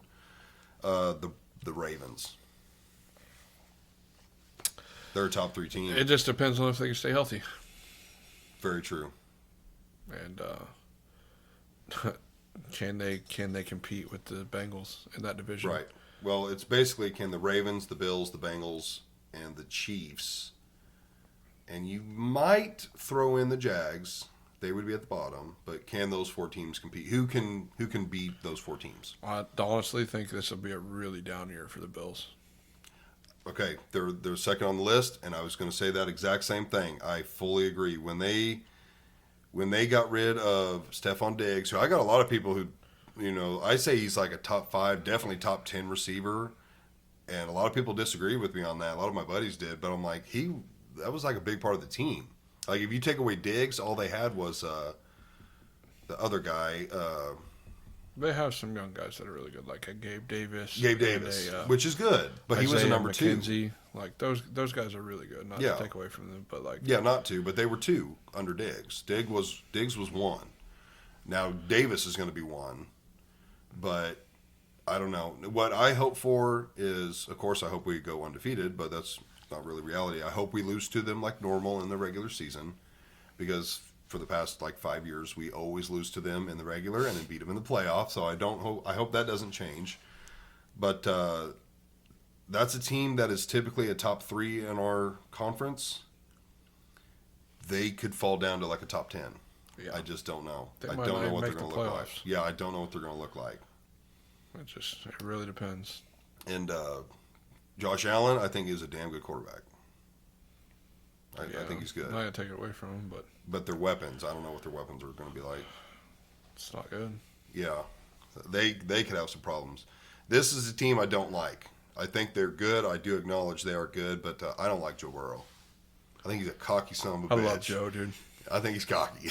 For the fact that we have Mahomes has 3 Super Bowls, 5 appearances, 3 Super Bowls, 4 appearances in 5 years, and he still just talks the shit he talks. I'm like, I don't even acknowledge you. Yeah, you beat us like one time in the AFC Championship, but we've been to 7 straight. He's got Joe's got the blonde hair shit going on. No, it's white, isn't it? It's something like that. It's very, very light. It's interesting. Yeah. Fucking Slim Shady over here. He's a baller, no doubt. I loved watching him at LSU. He's damn good, and they got Jamar Chase. They're a good team. They're a top 3 team. They beefed up the line a little bit too, so hopefully I don't think he'll be running for his life. Right. That was their big problem. Give that guy time to throw. That team's going to be dangerous. Yep, they're going to be dangerous. That kind of makes me wonder if I should take Jamar Chase. You saying that kind of makes me feel like I'm going to take Jamar Chase now. So the Bengals to me are a top 3. I've got Ravens, Bengals, and Chiefs. I'd put Chiefs at 1. Ravens at 2 if they stay healthy. Bengals at 3. Bills at 4 if they can play. Then we're down to the Browns. Don't like the Browns, so. I don't think. They still have Amari Cooper, obviously. That's who I was trying to think of earlier. Deshaun Watson's just. It's Deshaun Watson. You never know. And I think Nick Chubb is hurt for right now. Yeah. Do they still have Lamar Hunt? Hunt? I think they do. Kareem Hunt? Kareem Hunt. I think so. Their run game's fine. Yeah. Hunt was a beast. He looks worse now because he don't get as many touches, and he's behind Nick Chubb. But Hunt on any other team is a starter. He's only not starting because Nick Chubb. Yeah, Nick Chubb's an animal. He's an absolute animal. Actually, if Kareem was smart, what did I say? Is it Kareem Hunt? Okay, it is. If he was smart, he'd get out of there. I don't know why he doesn't get out. You'd be a starter anywhere else. I don't know. He is an older guy, though, too. Is he now? I mean, we let him go probably, 4 or 5 years ago. So, yeah, he'd be late 20s. Close to 30. Yeah, he's all the more reason you should have got out. Yeah. You should have spent like a year there, realized, okay, Nick Chubb's like healthy and he's not going anywhere. I should go to somewhere. I mean, hell, now he should have went to the Giants since Barkley left. But, all right, here's your team, Broncos. The team is very interesting. Very high ceiling. Mm-hmm. Bo Nix, right? Yeah. Mm-hmm. I just hope Bo can stay healthy.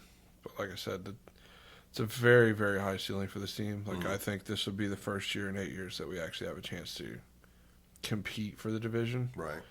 The only bad thing is it is now a very, very young team. Right.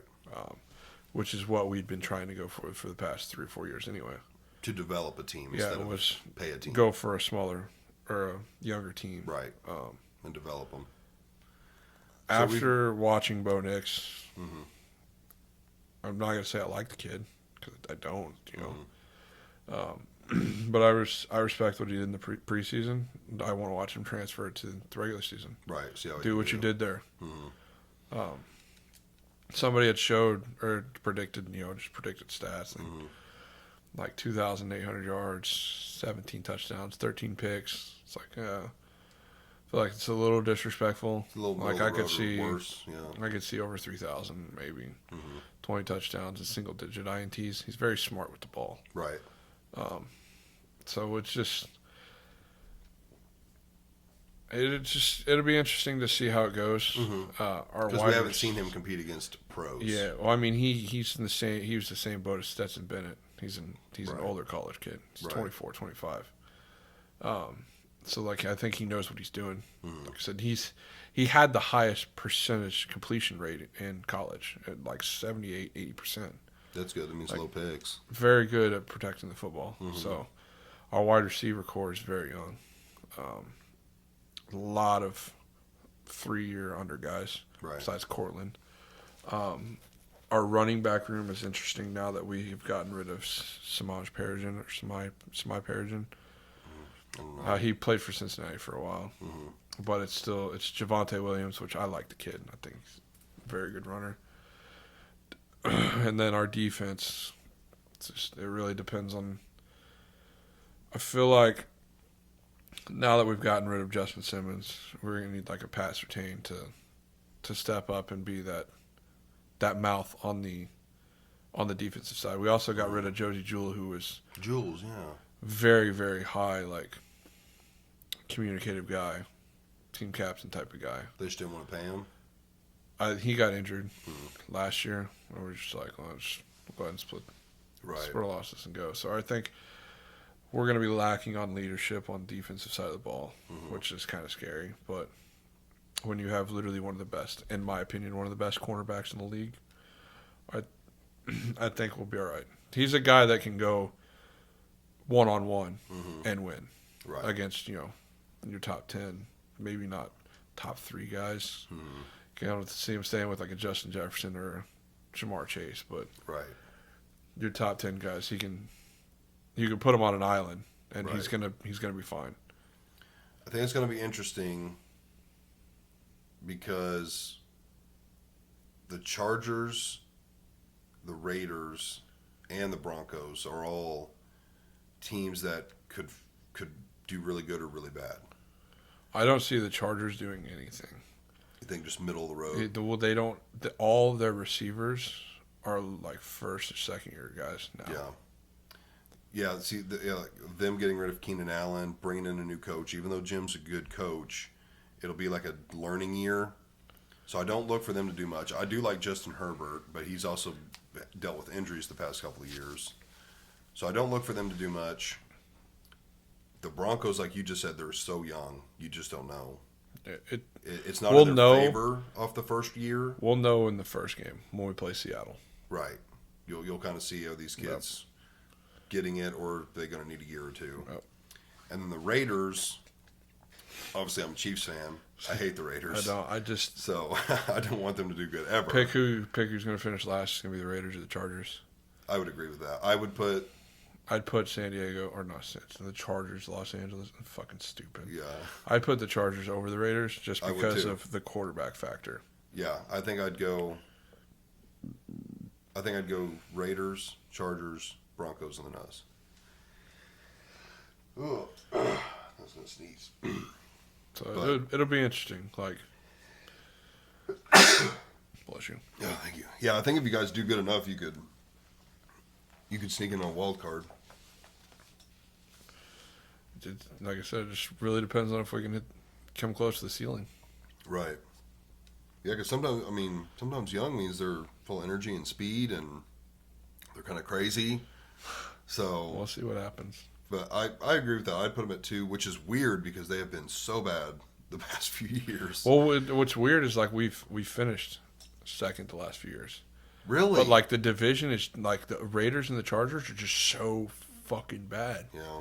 And like, we're just so good. I'm just like, wow, we are really bad. And then it's like, oh, we finished second in the division last year, like 7-10 or 8-9. I think it was 8-9. I'm like, when the fuck did we win 8 games? Right.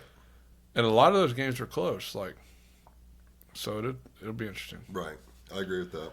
I mean, one game wasn't, but One game wasn't. We got beat by 50. Texans. I love that team. I don't even know who they got. C.J. Stroud. Oh, Tank- Stroud. Okay, yeah. Tank Dell. Was it Noah Brown? That team is an electric factory. I really like watching that team play. Think they can do good this year? Absolutely. They can win that division. Wow. Over Jacksonville. That might be a hot take. They almost did it last year. Wow. Yeah, because didn't Jacksonville kind of fall off? A little bit, but like that division, the AFC South has been very interesting the last couple of years. Mm-hmm. With because for some reason the Colts shouldn't do good, but they keep up with Jacksonville, Mm-hmm. and then just with with how good that Houston team, the offense played last year, I'd look for them to do it again this year right. and be even better. Okay. And then even who's the fucking fourth team in that division? It's not Miami. Miami's in the East. In the South? Yeah, it's Jacksonville, Indy, Texans. Houston. Let me scroll through here. It's got to be Titans. Right? Yeah. Yeah. We can just skip over that team when we get there. That team is shit. Colts. It's an interesting team. Depends on Who's their quarterback now? Anthony Richardson. Okay. I think he played well last year, and then he got hurt. I think if he can do that again, that team has three teams that could win the division. Mm-hmm. I put Houston at 1, Jacksonville at 2, Indy at 3. They for some reason India's always had this it's not like they've had this crazy talent. I think they've had very good coaching, even from whenever they had Tony Dungy. Right. Yeah, it's old Tony Dungy. Mm-hmm. So it'll like that division could play out really interesting. Like the winner of that division will probably win no more than 10 games. Right.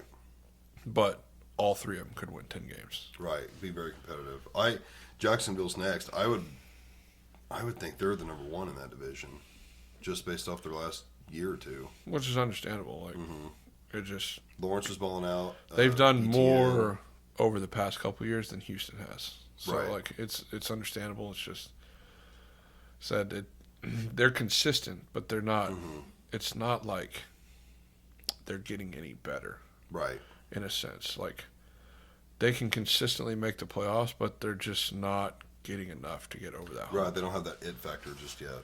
So, like I said, I love T-Law. I think he's one of the most handsome dudes on the planet. Trevor Lawrence. Oh, my wife hates it when I'm like, man, this That big kid old is. beak on him. Yeah, he's got. My wife just I piss her off because I'm like, man, he's got the hair. He's just such a fucking stallion. He's got the hair. And of course, he beat Alabama in the college football playoffs. That's why you and like him. yeah, and it really pisses off the family when I bring up Right. T-Law. Like he's just he's a stallion. She's like, babe, he looks like the East Island fucking head. That's The stone head that's fucking there. I was like, no, he doesn't. She pulled up a picture. I was like, maybe a little. no, he doesn't. Like, I'm just not gonna agree with that. Right. But yeah, it's there. It makes me laugh because anytime I see him, I'm like, yeah, there goes my boy, Stallion. The stallion. Just like, Put a he's wig on that East fucking ugly, babe. He does have a big nose, but he's good. He's pretty good. The next team, Chiefs. Obviously, I had them winning the AFC. It's the returning champ. Like, Right. what are we gonna say about it? Returning double champ. Like, Not a whole lot to talk about there as far as it's our that's it's just our that's an conference, it's our obvious. division to lose. Yeah, right. it's an obvious. And I really believe of all years, this is the year. I do not want to jinx us. Damn, I hate saying that, but it's our Super Bowl to lose this year. Probably. But damn, I hope it goes through. This year could play out completely. We could be fucking. You could see the Raiders, the Chargers, the Browns, the fucking Jets, all these weird teams in the Right. playoffs. Like, It's starting to turn. The Raiders, of course, it just comes naturally to hate them. they they also don't suck now. have nothing. Yeah, they ain't got nothing. Like, And I was surprised to hear they let go of Jacobs. I mean, they're in the same boat that the Panthers are in. right, They don't have the weapons. Well, they still have Devontae Adams, obviously. right. But fucking Aiden O'Connell's what? He's going to throw the ball to him 20 times a game? Yeah, they got to figure something out because Raiders fans are very delusional. I remember when he became their quarterback, like he was the greatest thing since sliced bread, and I'm like, you don't even know who this guy is. You don't know where he come from. You've never seen him play. Those are my favorite. I got Patriots fans that are like that with Drake May and Joe Milton, who they drafted this year.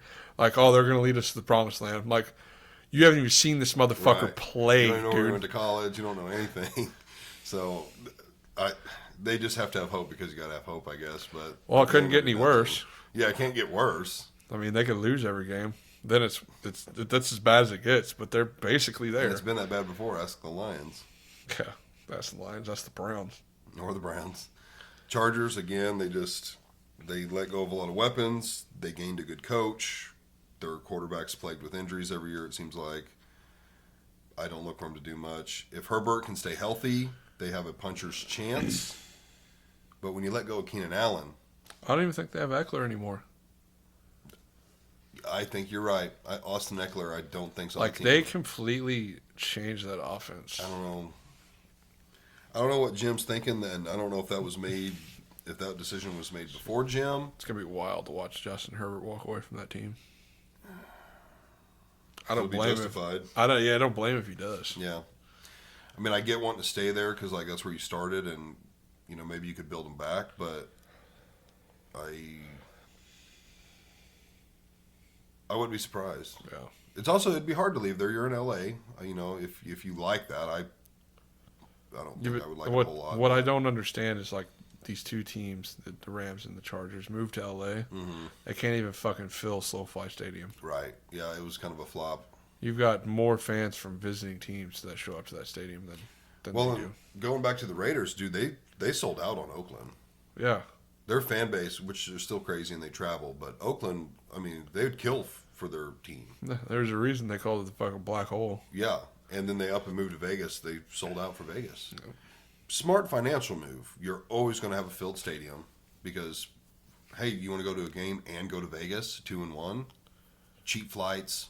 Like, we can stay the night, gamble, go to the game, go home. Like, there's flights in and out every day. Smart move as far as financial. Yeah.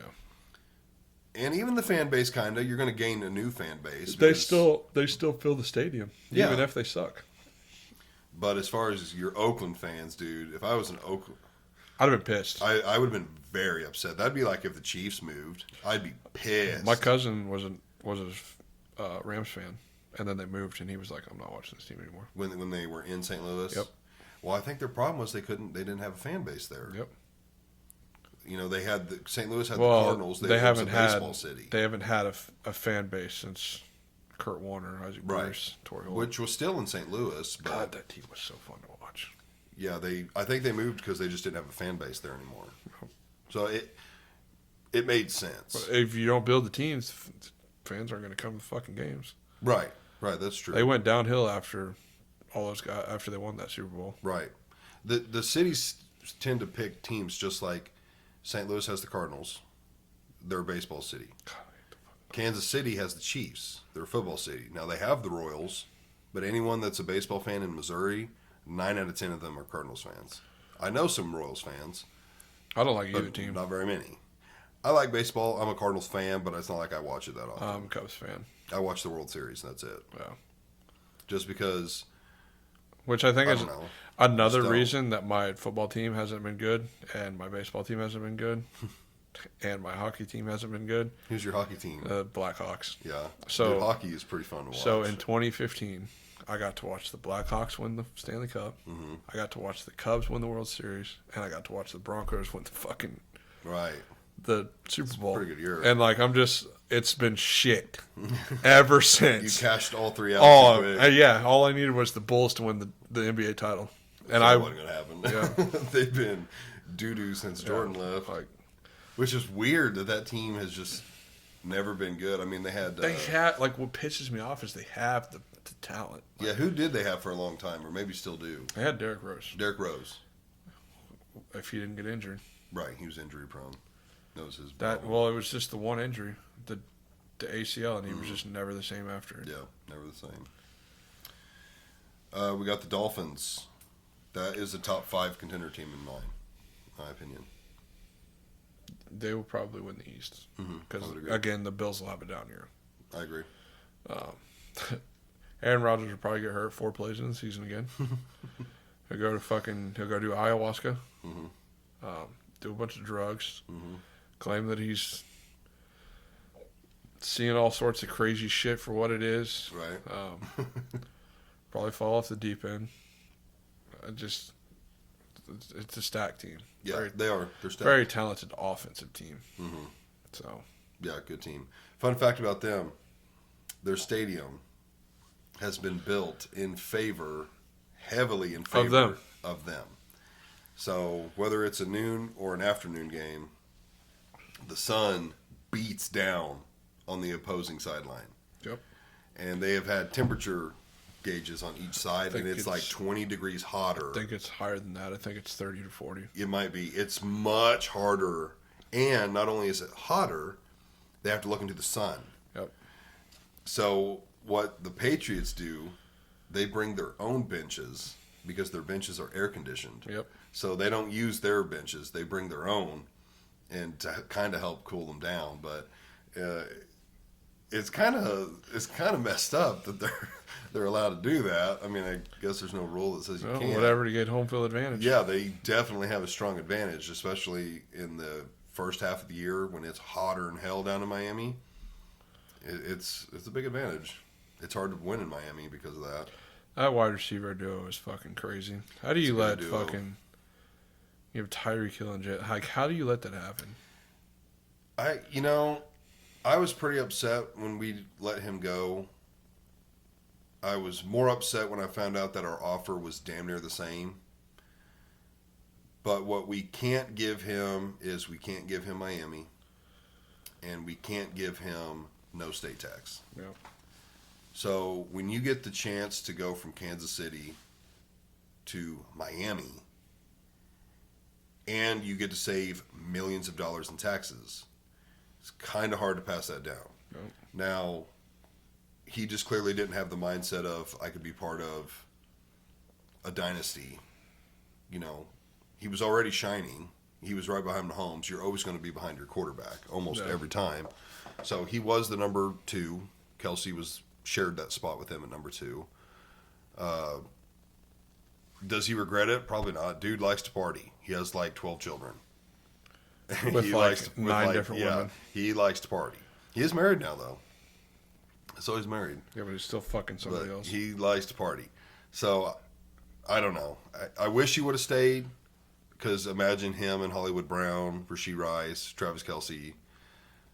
I mean, it would be madness. But it is what it is. I understand it at the end of the day. It's a business, and he wanted to save money, and he wanted to live in Miami. It's hard to...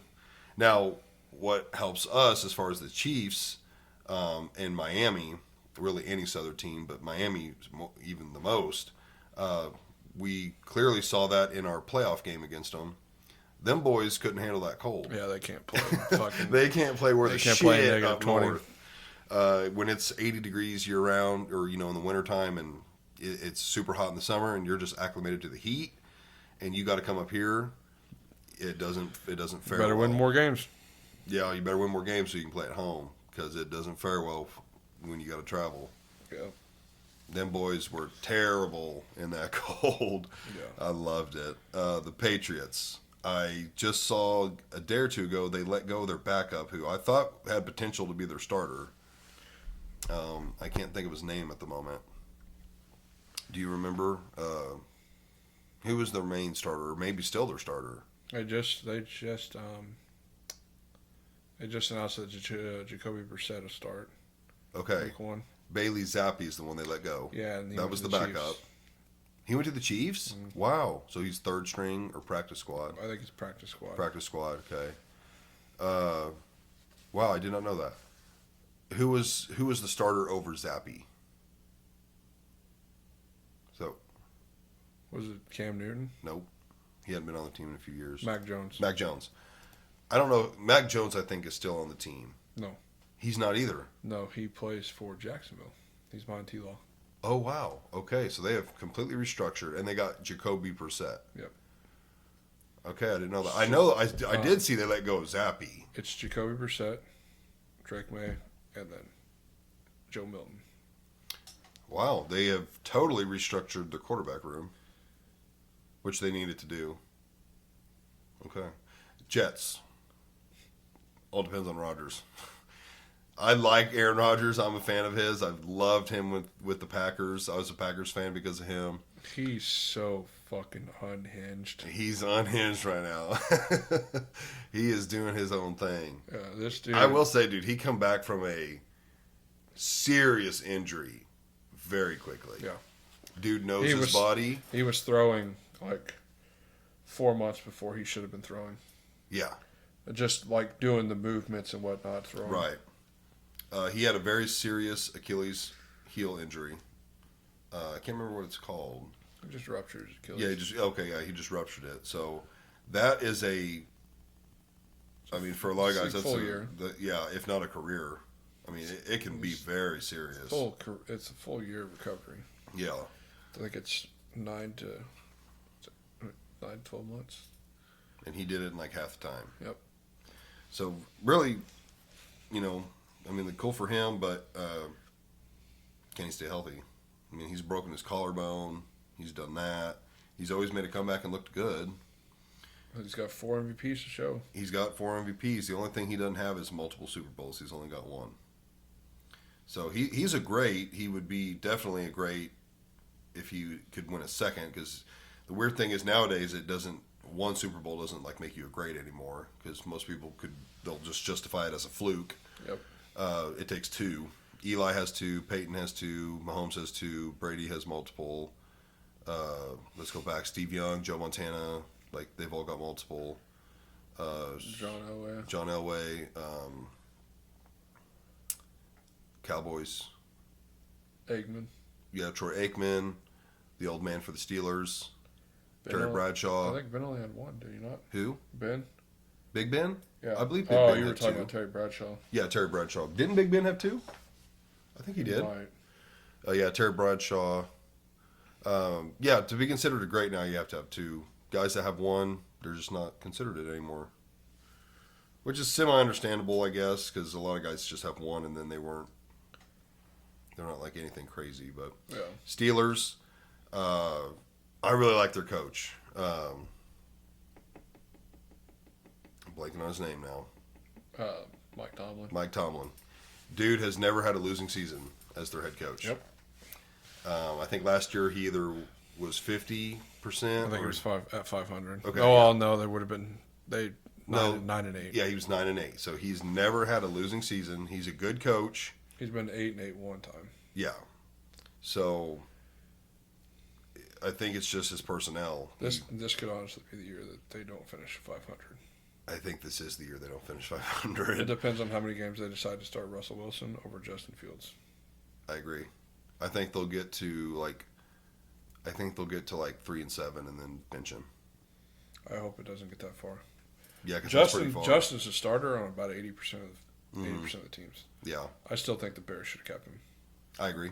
That whole situation irks the hell out of me.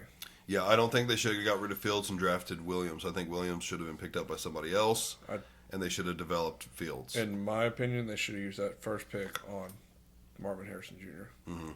Yep, they should have got him a weapon. I mean, granted, I have nothing against Rome. I think he's a great receiver as well. He's a big body guy like Keenan Allen. I just think that they could have, if they were going to add a receiver, they should have added Marvin Harrison and not added a quarterback. They should have kept Justin Fields, and then you can go get your defense or your line like you need with that second top 10 pick. Right. Yeah, but again, what do we know? We sit right here. And right. talk about it. I think I told Thomas on our pod, I was like, the Bears have to be the dumbest organization in the NFL. Like, just the shit that they do and the decisions that they make, I just don't understand it. We'll find out. We'll see how the year Yeah, goes. we'll see how Williams, plays out. And then the last team, the Titans, who you could find their starting quarterback on Pornhub, I've been told. Will Levis? Yeah. I like the kid. He's an interesting. It's an interesting team. Like they have gotten more youth guys. I like their coach, and they don't have Derrick Henry anymore. No Derrick Henry. No Mike Tannehill. Ryan Tannehill. Ryan Tannehill, which he was nothing special anyways. Yeah, but the fact that he's still a free agent kind of blows my mind. That is a little surprising, but he's a game manager. Yeah. And I guess none of the teams are looking for a game manager. I don't think they added any weapons. So it'll be interesting. I mean, Will Levis did what he could with that team last year. So when he was healthy. Right. Wait, he And was he with them was- last year? Yeah, he was still winning games. Okay, I thought this was his first year for some reason. Nope. Okay. I guess I didn't even realize Tannehill was gone. I think he played when Tannehill got hurt. Okay. Oh, so Tannehill was there. I believe so. Right, okay. Yeah, Tannehill's just a game manager. That team was that team because of Derrick Henry, which Matty drafted Derrick Henry last year, and then he had a very up and down, more down year. Yeah. Which was super surprising. I think I even advised her to probably pick him. I don't remember her pick, but I was like, Derrick Henry's on the board. Like, you should probably snag him. And I was like, he's really good. He like gets hella yards. And then he had a couple like 30-plus point games, but overall he did not do that good. No. So he's somebody I wouldn't take till late in the draft. I don't even know where the fuck he's playing now. I don't either. Let's look it up because I don't know. What if he's still a free agent? There ain't no way. Somebody had to pick him up. Maybe something like Seattle. Ravens, which makes hella sense. I don't think he'll be starting. No, but he don't need to, dude. He could still be number 2 and get tons of touches. I don't even know if he'll be number 2. He's got to be number 2. They have Gus Edwards, and they have another kid. They could have brought him in as like a veteran leader. Bro, he's gonna get touches. He's got to be number 2. That's a run-heavy team. So Justice Hill is the other one, I think. That's one of the only very few run-heavy teams, maybe the only run-heavy team. So seeing him go there makes total sense to me. No. I'm trying to pull up their depth chart, but yeah, that's actually a perfect landing spot for him. I think he does well there, and I would imagine he's number 2. If he's a number 3, he's getting a lot of touches for a number 3. Yeah. Because they've got a lot of speed, but I think to throw him in there, because he is quick, but damn, he's a power back. I think he'll be more, if he's a 3, he'll be more goal line. Goal line, third down type stuff. He won't be, they do a lot of read options. Mm-hmm. And that's going to be your fastest guy. Your faster guys. It's going to be a Gus Edwards and Right. Justice Hill. You get down on the goal line, you're going to put in a big body guy. You put Derrick Henry in. Of course, I would also line him up as a fullback on a read option play, to where the quarterback could either commit to the read option or give it to the fullback. You could still carry out the fake of the read option. Yeah. So there's a lot of potential with the Ravens and him. Probably only time will tell. Yeah, I'm gonna keep my eye out on that. That's kind of scary because we have to play them, but that's gonna be interesting. He is 30, so he's getting up there. He's only got a couple more years at most, and I don't know what they signed him for. After 8 seasons with Tennessee, he signed with the Ravens.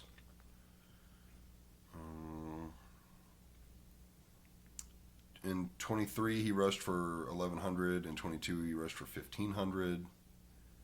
Averaging over 4 yards a carry. Like, dude's a beast. Yeah, he was a workhorse. Absolutely. Yeah, it'll be interesting. I think he's going to do very well there. That's probably the best team he could have went to. So, so who do you got winning the NFC? The Niners. I think it'll be Niners Lions in your NFC title game. Mm-hmm. Okay.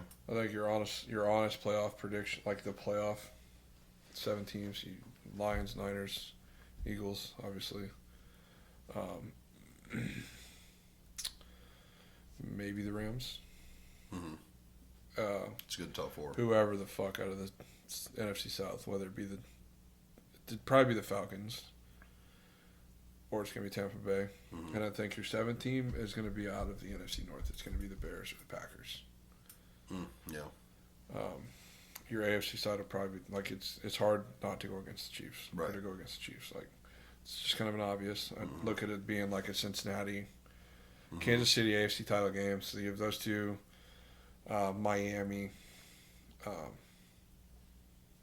Honestly, I think Houston. Your other wild card team will come out of there, and it'll probably be Jacksonville. Right. Or you could swap those two. The Bills, maybe. Just depends on how down the year is. Right. And then I think we could be the seventh team. I like that. It really depends. Like the seventh team could be us. It could be in Indianapolis. It could be a Baltimore. I think those are your three that are towards that seventh mark. I just think that Jacksonville and Houston are both better than Baltimore. Cincinnati obviously is. Miami is. It's just, it really depends on the Bills.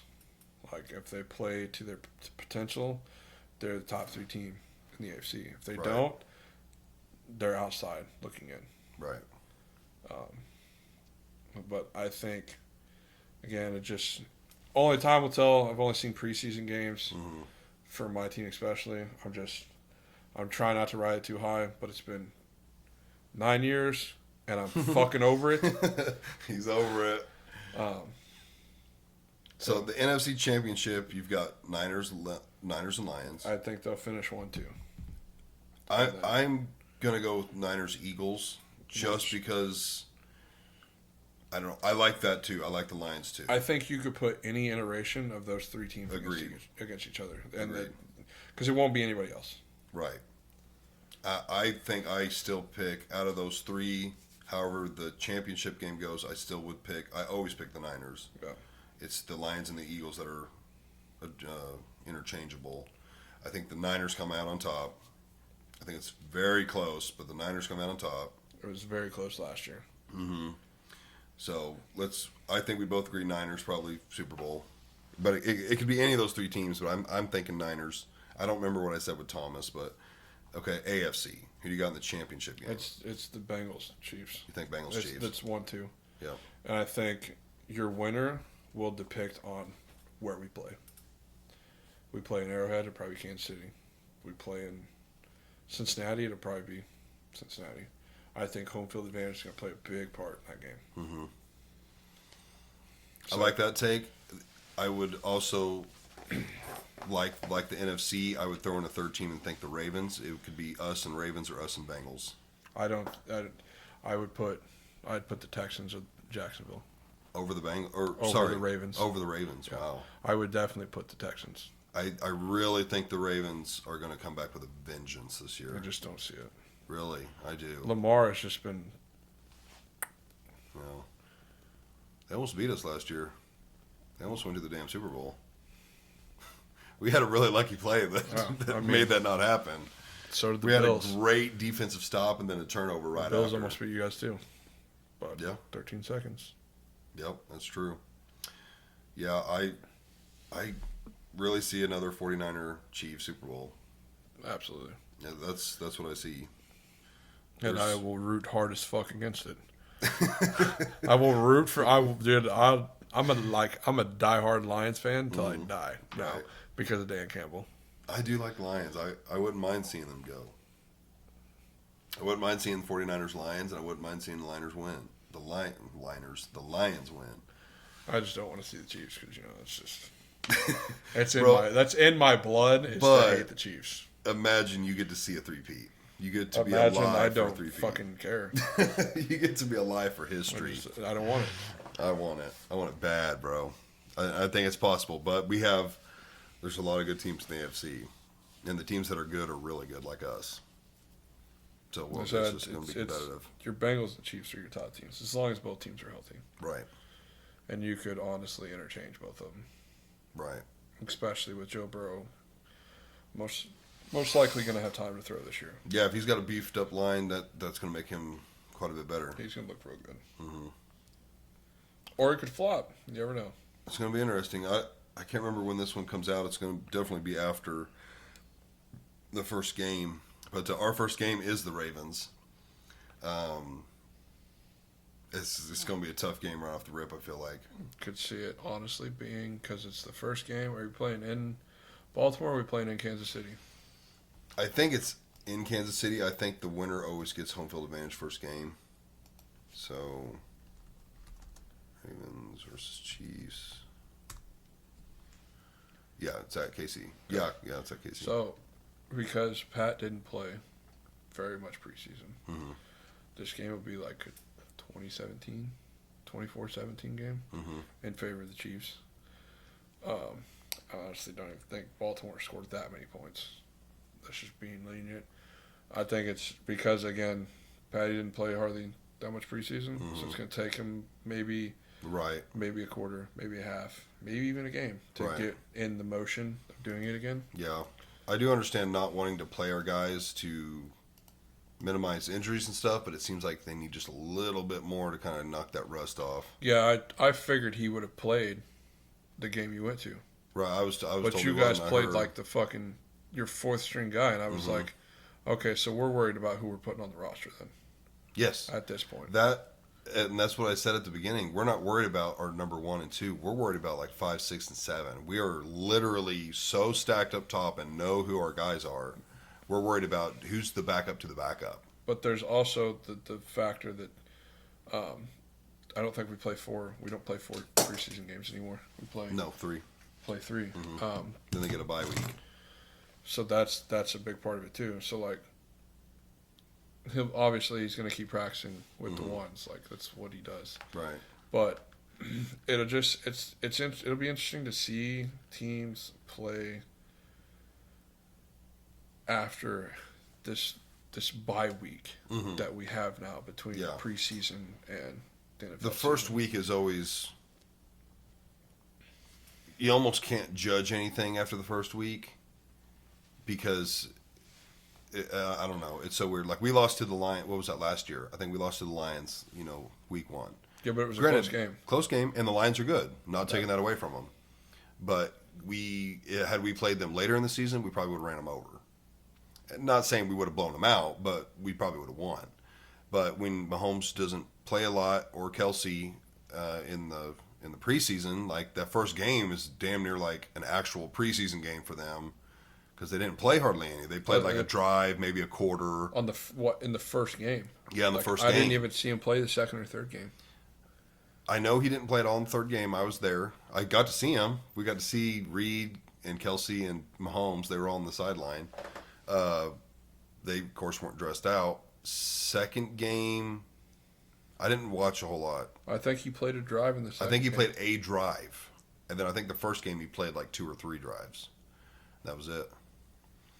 And Reed, Mahomes, Kelsey, they're so experienced and they know each other and they know the game. Maybe to them that's all it took. Like they're obviously practicing and they practice at pretty much full speed, and so they just because they're not playing real games don't mean they're not playing the game at practice. So maybe they're like, hey, we're comfortable, we're loose, we feel good, we got the playbook down, we got the relationship with the receivers, like we don't need to risk it, or we don't want to show it. That's another thing. You don't want to show all your cards. So maybe they just felt that good. And if so, then yeah, there's no need to risk an injury. Shit, it seems like a lot of people get injured in preseason. Look at the Vikings. Yeah, I mean, That's outrageous. it's like your first time going 100%. Even at practice, you're probably never going over 90. Mm-hmm. So that extra 10% is what can cause injuries. Well, they're also wearing these fucking caps now, too, in practice. On their helmets? Yeah. Mm-hmm. It's really weird. So like it just adds, we're adding extra weight. Right. So. Yeah, so I do and don't get it. If they really feel like they're loose and good, then yeah, don't play them. I think it's a Thursday night game, is it not? It is, and we fucking work Friday now. I would love to go to Five Guys and watch it if we didn't work Friday. I know. Well, can you trust Five Guys now? I went there and I had to play it off my phone for the whole bar. You're not wrong. It got blacked out, but that was the network's fault. Yeah. But yeah, I don't know. I'm excited. I'm ready for football. I am too. We need to go to Undercliff when it cools down a hair and sit out. They've got an outside bar.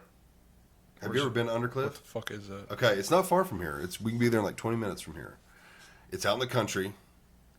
It is a bar built into a cliff.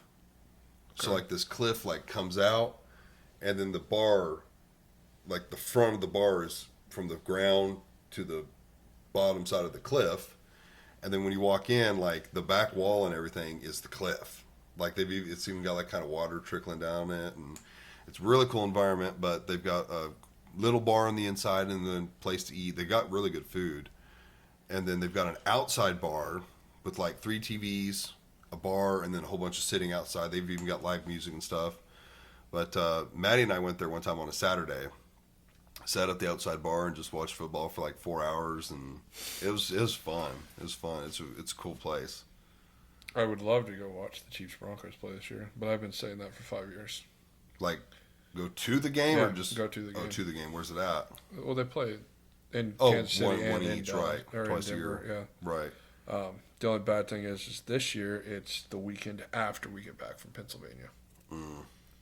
I looked at getting tickets to the Raiders game at the end of the year. It's a Friday game, but they're like shit seats were like $350. I was looking some of the Denver tickets for like the Denver Kansas City game. Like they're cheaper. It's cheaper if I go to Mile High and watch it, as opposed to Kansas City.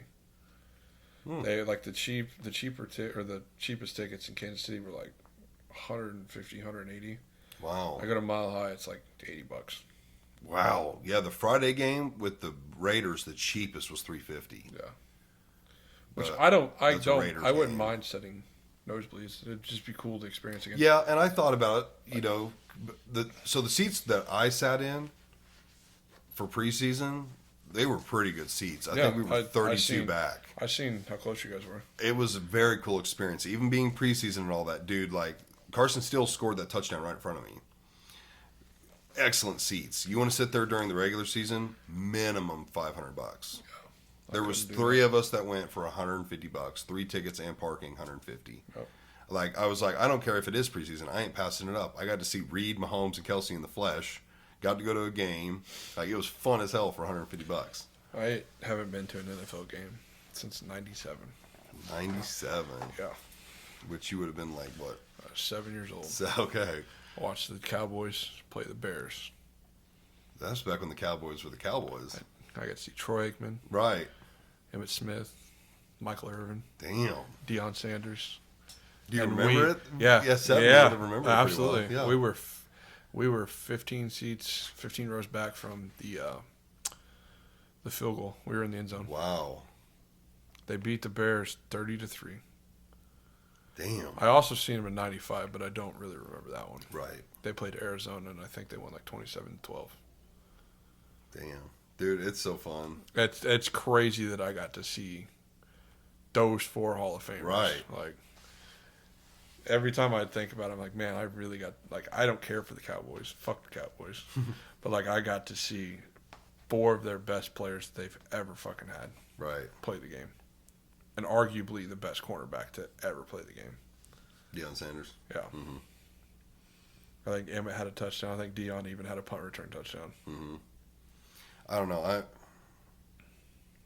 I'm still thinking about it.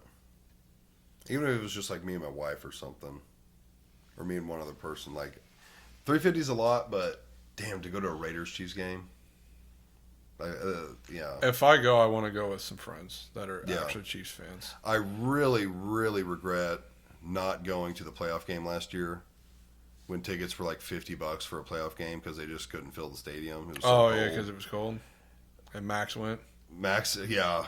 Had I known he was gonna go, I would have just been like, dude, I'll go too. Like, because him, Thomas, and I had talked about it, but then they kind of were like, it's too cold. And Max was gonna bring Bo, and we were like, dude, you cannot bring Bo. Like, it's too cold for children. And then he's like, all right, we're not going. And then he decided to go, but never hit me back up. And I was like, bro, I would have went with you. Yeah. And I think he had decent seats if I remember correctly, but I think everybody was just moving down. Yeah. It was Trying that to get empty. closer to the. But The damn, ground. I was like, dude, looking back, I would have went by myself. I would have just drove up there by myself Yeah. to see a playoff game for $50. I just don't want to go because I'm a Broncos fan. Like, I don't want to go by myself because I'm a Broncos fan. Would you wear Broncos gear? Absolutely. Absolutely. I saw people there with I wear fucking championship white other gear. every time. But it's like, they're always, like, most of those people are there with their friends. Yeah. And, like, You wouldn't want to go by yourself. I don't know how much heckling I could take before like I'm trying to fight the fucking stadium. Yeah, and it wouldn't be in your favor. There's just a lot more Like Chiefs fans. it's me versus 1,000. Like, Yeah, So like I feel like it would be better if I went with my friends that are Chiefs fans, right. It would be and I could still enjoy the game regardless of of the outcome. yeah. Yeah, Like I think I would still enjoy it anyway, but like if I don't have any friends there and I know I'm gonna have to fight 1,000 people, like it's not gonna be fun for me. right. That was the nice thing about going to a preseason. It was like 34-7 at one point. We ended up losing like 34-21, but that wasn't until like the last 10 minutes of the fourth quarter. But people were leaving in groves. I mean, just leaving. But I was like, dude, it's preseason. This doesn't matter. Like, I'm here for the environment, to see the field, to see the stadium. Yeah. Like, I had a blast. Absolute blast. I will definitely go to more preseason games if it's that cheap and you can get tickets that good. I'll go just for the environment.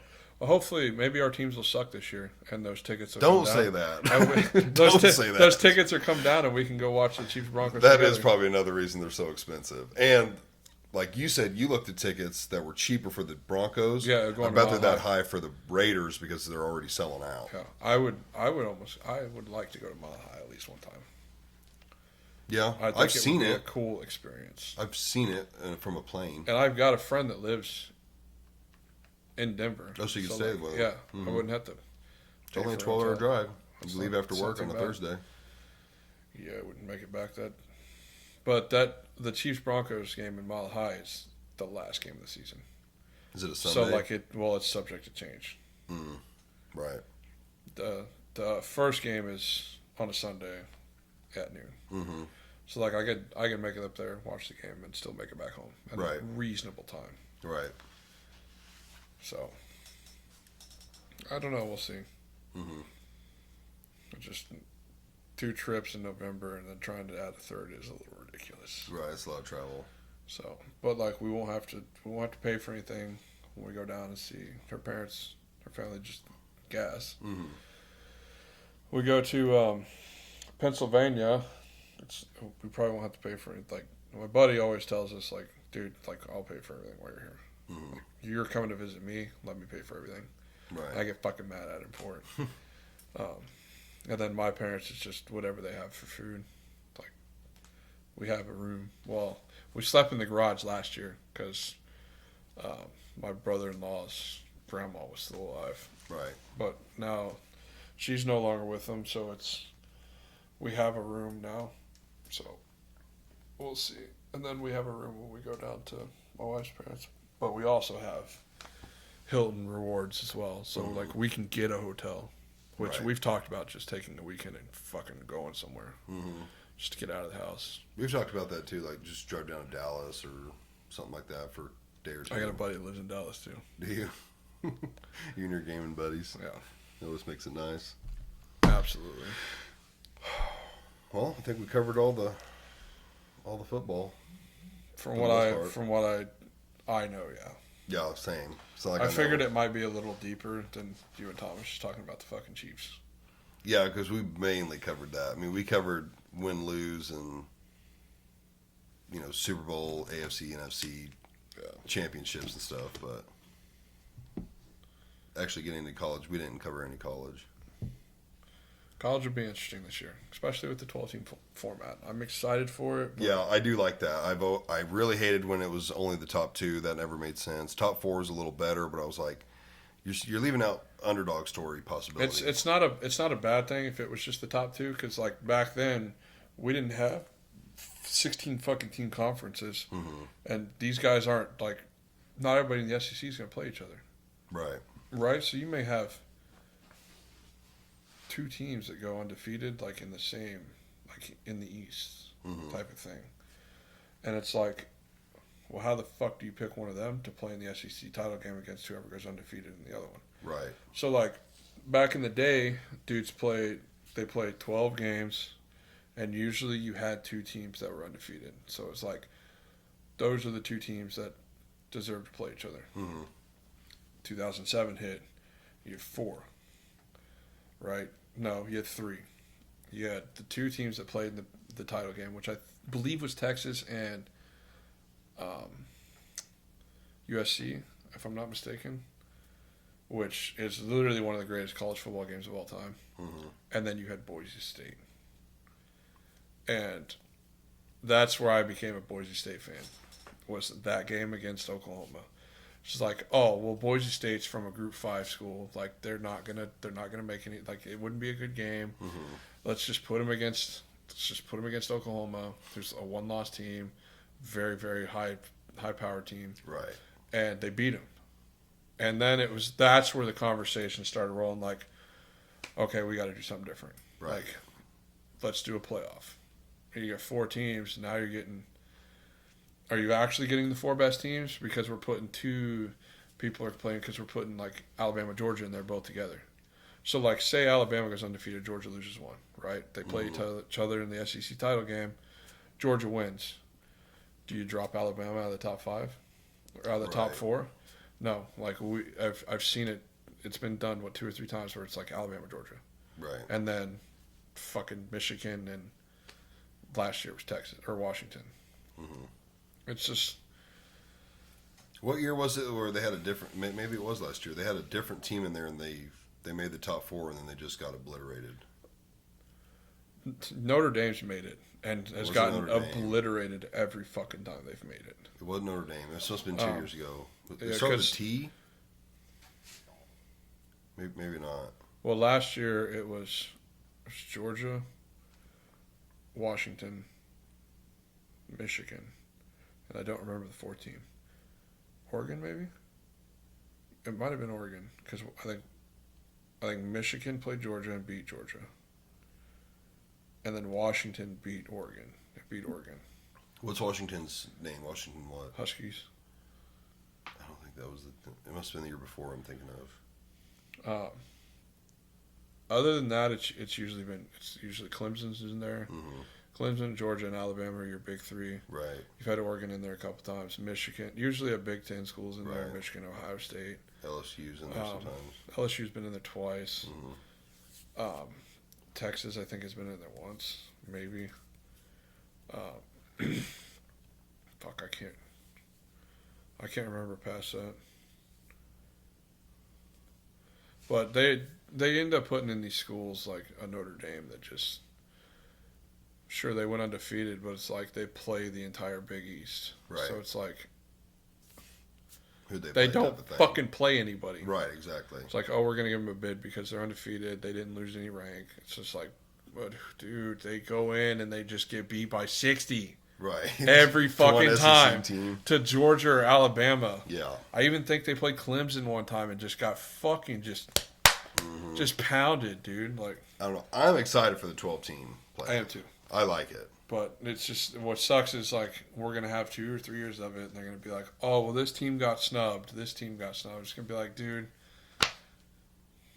I mean, you want to do a 125 team playoff? I'm Fuck not. it. Let's see. We're going up to 12. I'm not opposed to 24, but I would never want to go over 24. I don't think you should go. That's, so like, college basketball is completely fucking different, right? You have 68 teams. Right. 64 make the tournament. You have the first 4 that play for seeding or whatever. Right. But they play 64, 32, 16, 18. 16, Is it 16? Yeah, 16, 8, 8, 4, 4, 2. 6 games. Right. You cannot do that with the NFL, like with college. That's a much more physical sport. True. Maybe 12's the sweet spot. That's But we can't bitch past 12 then. no. So like, 12 will be, you have 3 games for your lower seeds, 2 games for your higher seeds. No. 3 games. It's 4 and 3. Mm-hmm. So, because the first 4 teams get a bye, which Right. is what they're doing. So you have 8 teams that play. Then you have 8 teams to play again, and then 4, and then the final 2. Right. Yeah, I like that. I think that's a good rule. That'll be interesting to see. It How allows for more competition. So I'm hoping the Boise State can make some noise because they will probably win the Mountain West. They're the ones with the blue field, right? Yeah. It's pretty dope. Yeah, the fun fact, they've had seagulls like dive into the fucking field. I've heard of that. It's so funny. Tulane's also got a pretty cool looking field. It's Tulane or Coastal Carolina, like the teal green field. Yeah. Uh-huh. It's cool to see something different. I've seen a guy hide in the end zone. Yep. Yeah, which seems like unfair. It's home field It's advantage. crazy. It's like dealing with Miami. Yeah.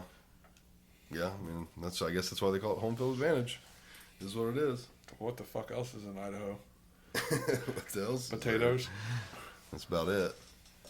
So, Well, Shane, let's wrap it up there. I think that was a good pod. absolutely. All right. Guys. Shout out King's Lab. King's Lab, yeah. I'll do an intro. I'll shout them out every time, baby. Guys, thanks for watching. You can watch it on YouTube, Spotify. Make sure you click that subscribe button. Also follow me on Facebook and Instagram. Facebook, we're approaching like 600 followers, so let's get on the road to 1,000. We already surpassed Set the 500. goal, yeah, so 1,000. Set it high. let's go to 1,000, straight to 1,000. So, guys, thanks for watching, and catch you on the next one. Yep. Peace.